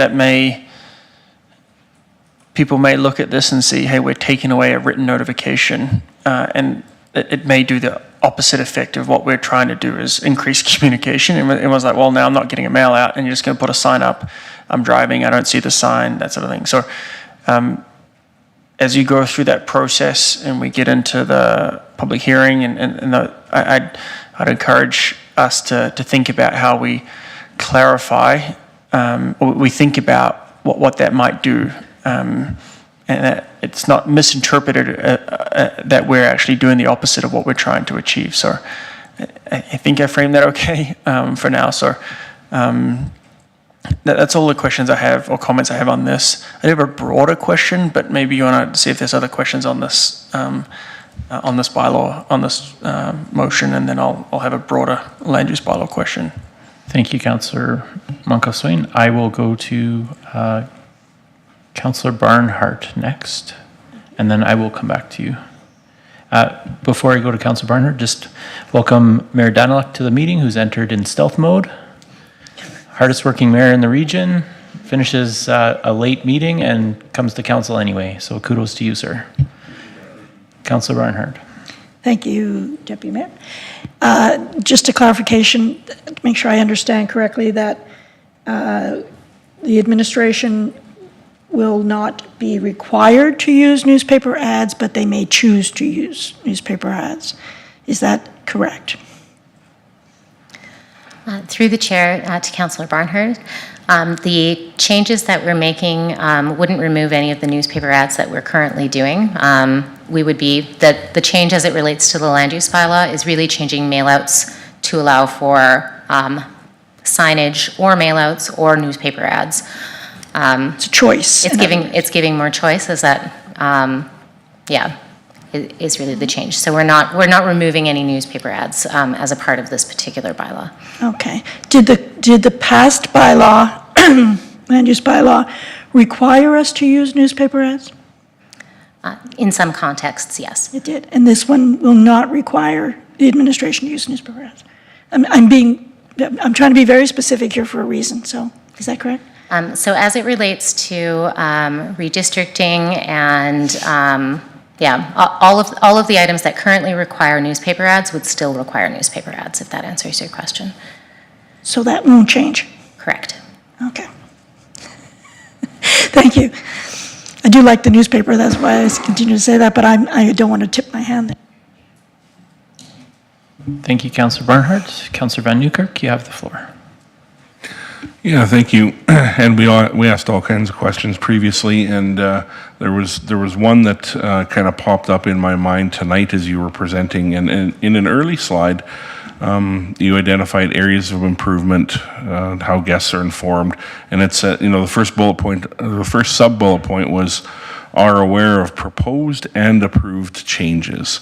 So what that brings to mind for me is when I'm in another community and I see a sign on a dirt lot and it says proposed development application, and it gives you like a details or a rendering or a timeline or a QR code, such like that. Are those efforts going to match, are the efforts required to put that up going to match our current timelines, or are we going to have to extend timelines to get some of these specific signs built out to make sure that when there's it'll have to be defined what significant is, or what the triggers for, that's what this work is. Like, what is going to trigger a sign that says someone is proposing to do this here? Through the chair to Councillor Van Newkirk, that's a great question. So really what we are proposing is that in the areas where we're using primarily mailouts, we would be using primarily signage. So we're just replacing that effort. If we were doing both, then yes, it would increase that administrative burden and could potentially impact our timelines negatively. If we're doing one or the other, then there's a bit of a wash as it relates to that. It also depends on the size of the sign itself. So for smaller signs, that's something that administration would produce and provide for residents. So if you were looking at something like a single house, we'd be giving them a printed sign. They go put it up. That can be a same-day sort of process. For the bigger ones, the developer, like for a redistricting as an example, the developer would have to go and produce the sign.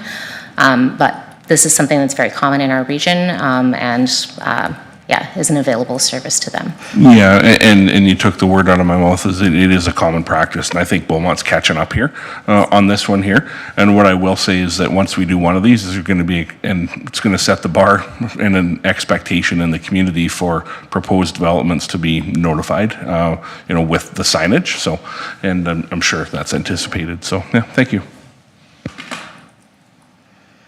Thank you, Councillor Van Newkirk. Any other clarifying questions? Seeing none, I'll call the question. Could we activate the voting? Oh, pardon me, I forgot we're going to come back to Councillor Monkoff-Swain for a higher level question on public meetings. Go ahead, Councillor Monkoff-Swain. Yeah, thanks. And there's more around a high-level question on land use bylaw.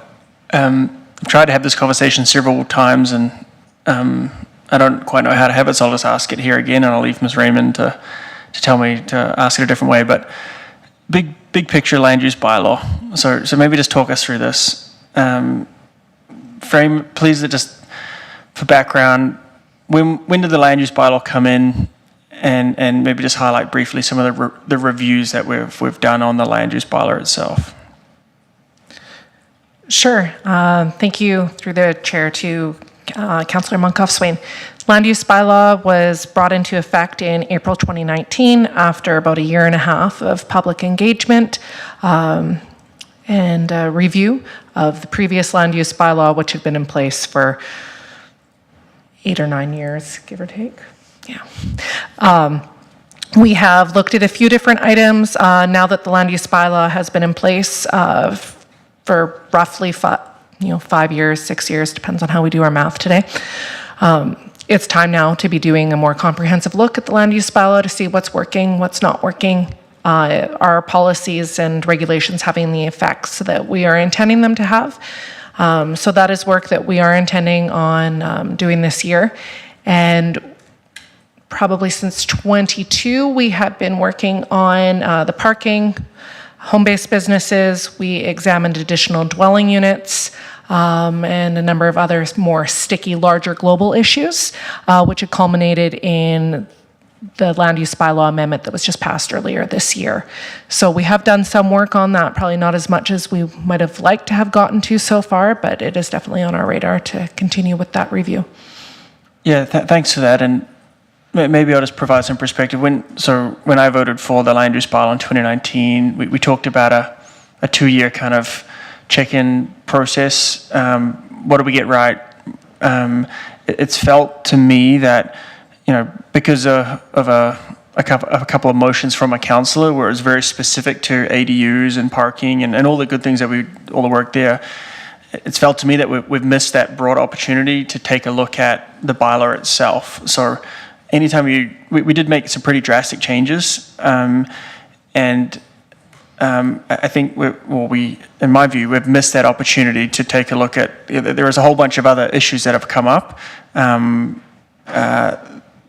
through this process, and we've really only narrowed on that one particular motion that a previous councillor put in. You made a comment that we're looking at it. Respectfully, I think I've heard that a few times that we want to do it. I've never actually seen it. So is this something that we need to make a motion, or is it an intent for administration to bring back a more holistic view of this, recognizing that this isn't just a one meeting, this is a big scope of work? So what is administration's intent to take a more deeper dive into this? Thank you. That's an excellent question. I will say that the team that is tasked with doing this work also is doing a really heavy lift on some of our most high volume development years that we have had probably in Beaumont's history. So it's a trade-off. We can't do everything. We know we need to get to this. Unfortunately, we don't have staff capacity to deal with this, and it is on the side of the desk project. We really do have it on our radar for this year. Unfortunately, like I mentioned, it's an opportunity basis, and we are also cognizant that we are in an election year, so we are trying to make sure that we are getting our ducks in a row so that we are ready to bring this back for the new council, and whatever shape that looks like, because this will be there will be some decisions to be made, I believe, when this does come back. But As for that, how to make that happen sooner than an opportunity project, it's going to require, it will have budget impacts. We will either need to outsource the work that we are currently doing to be able to focus in on this project, or we will need to hire a consultant to support us through that. Yeah, thank you for that. And if you don't mind, I'll continue down that thread. I think you summarized that perfectly. The challenge that I see in that response is, we're focusing staff effort. So let me pull back a bit. Generally, I think the land use bylaw is well done, but there are things in there that I look at and I see around the community. I'm like, how does that get approved? And, the answer is, well, your bylaw allows it. And I'm like, okay, so how do we change that? And the only way to do that is to kind of, obviously, one-off motions. I don't think that's the right way to go, to more look holistically. And so by keep focusing on the current development that's in front of us, I get the strategy here, and the staff is head down. We've got this development, We're continuing to push out the important review. Therefore, we're continuing to make some mistakes along the way, and I mean that respectfully, right? There's an issue with a particular land use bylaw. We're not addressing it, and so we're compounding that. So for council, you talk about budget impacts, and that's going to scare everyone, but I think we need to have that conversation sooner rather than later. I don't think we can keep pushing this, recognizing that we lose a bunch of time here with election and that sort of thing. But to wait for the new council, there's so much work that a new council is going to need to get up to speed. We're talking 18 months out before this even gets in front. And my concern is we're going to approve a whole bunch of these changes in some areas, particularly with regards to some of these larger developments. And, that's the legacy of this council, is a whole bunch of these larger complexes going up that have changed but have been permitted because of the flexibility in the bylaw. So all that to say, to my fellow council, I do think that we need to have a more detailed look at that sooner rather than later.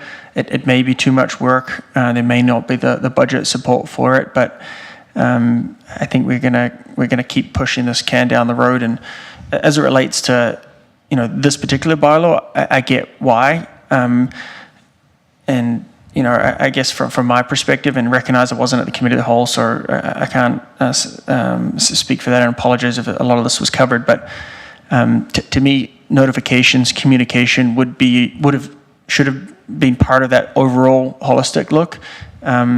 And that could have been addressed as opposed to one-offs. So recognizing that council directed you to look at one-offs initially, I get that. It's not a critique of administration, but my fear is to wait for the new council. We're pushing that out, and some of the gaps in the bylaw, it's going to take too long to close. So all that being said, I just want to take that opportunity here. I am going to work on some sort of motion. I won't do it tonight, given all the heartache I've already provided Shalane of drafting these things on the fly. But I do think that is a conversation we want to have sooner rather than later, and don't necessarily need a full report in behind it, but just to at least sit down and have a constructive conversation with council about the bylaw and see where that goes. So thank you, Chair, for allowing me to dive into that a little bit more.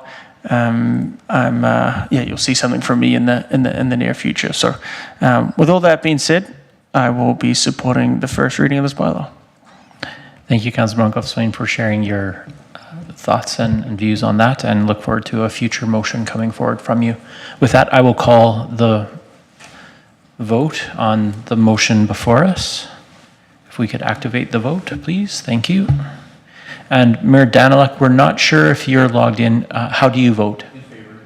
Thank you. The motion passes unanimously, 6-0. And this time, that brings us for real to the part of our agenda. Chair. I believe Madam Clerk would like to speak. Thanks. If the chair could please call a brief recess. I do know we are getting late into the night, but administration just needs to have a quick conversation, and we may need to be adding a closed session to this evening. So I just wanted to call for a recess. Thank you. With that, I'll move us into recess. 10 minutes, 5 minutes? 10-minute recess. We will be back at 9:36. Madam Clerk, we'll just stick with the closed session in the order that it's on the agenda for? I'll let them know if there's something else to look at. Yeah? Okay.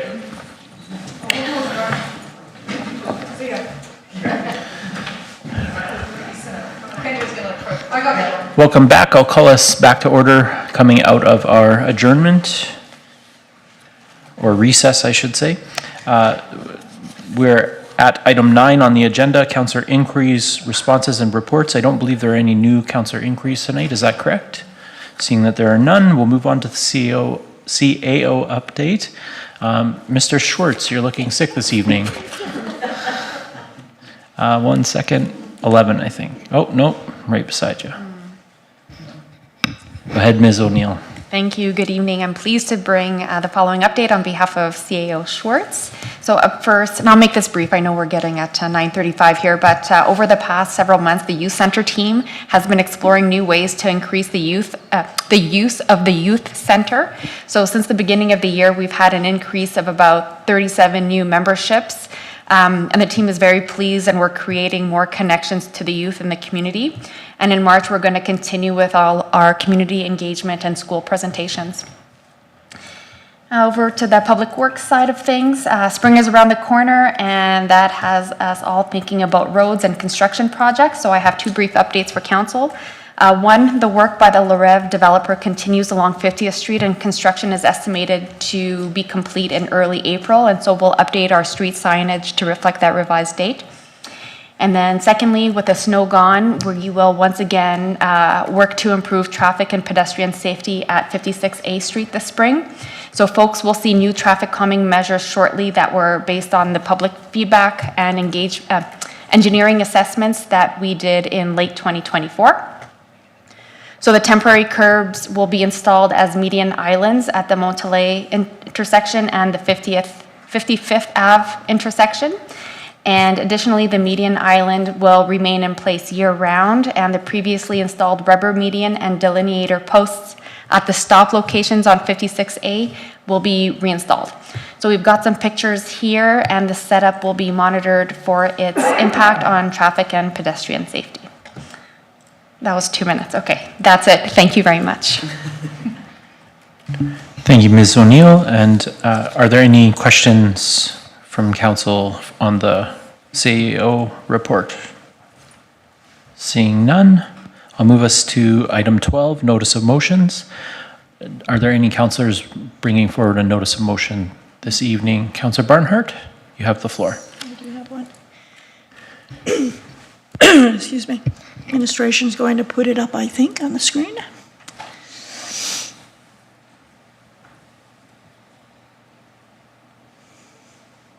It's not on the one I'm looking at. Oh, there it is. Okay. At the March 25th, 2025 regular council meeting, I will move that by the end of May 2025, administration survey the 2024 applicants on their experience. The applicants from 2024 is what I mean. They're not 2024 applicants. On their experience with the major events and operating grants process, provide an opportunity for them to attend a council meeting and provide a report back to council with the feedback and results. Just hope that's clear. The 2024 is not a number, it's the year. Or is that verbal clarification sufficient? She'll take care of that. Okay, thank you. Any further notices of motion? Seeing none, I will move us into item 13, closed session, and we'll have Clerk Winter speak. Thank you, Chair. I just want to clarify that we are adding a closed session item this evening. This session is in pertaining to item 7.3, automated traffic enforcement, and I have a motion to go into closed session. Thank you, Ms. Winter. I'll move, that's in order, right? The chair can move. I'll move that we enter closed session at 9:39 p.m. for motions. And I don't think we need to speak to for motions. And I don't think we need to speak to the motion. I guess I'll just read it I think that's what I read, right? I guess I need to tack on. I move that council move into closed session at 9:39 PM pursuant to the Freedom of Information and Protection of Privacy Act, Section 24. Could we please activate the vote?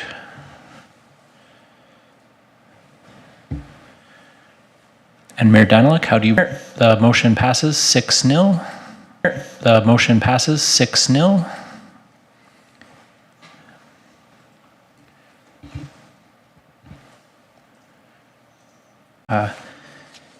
We're going to begin returning from closed session with a motion to suspend our meeting procedure bylaw. I'm looking for a councillor willing to move that motion. Go ahead, Councillor McCook.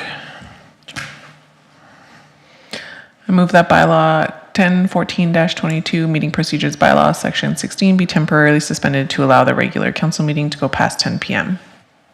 Thank you, Councillor. Is there anyone willing or wishing to speak to the motion? No? I'll call the vote.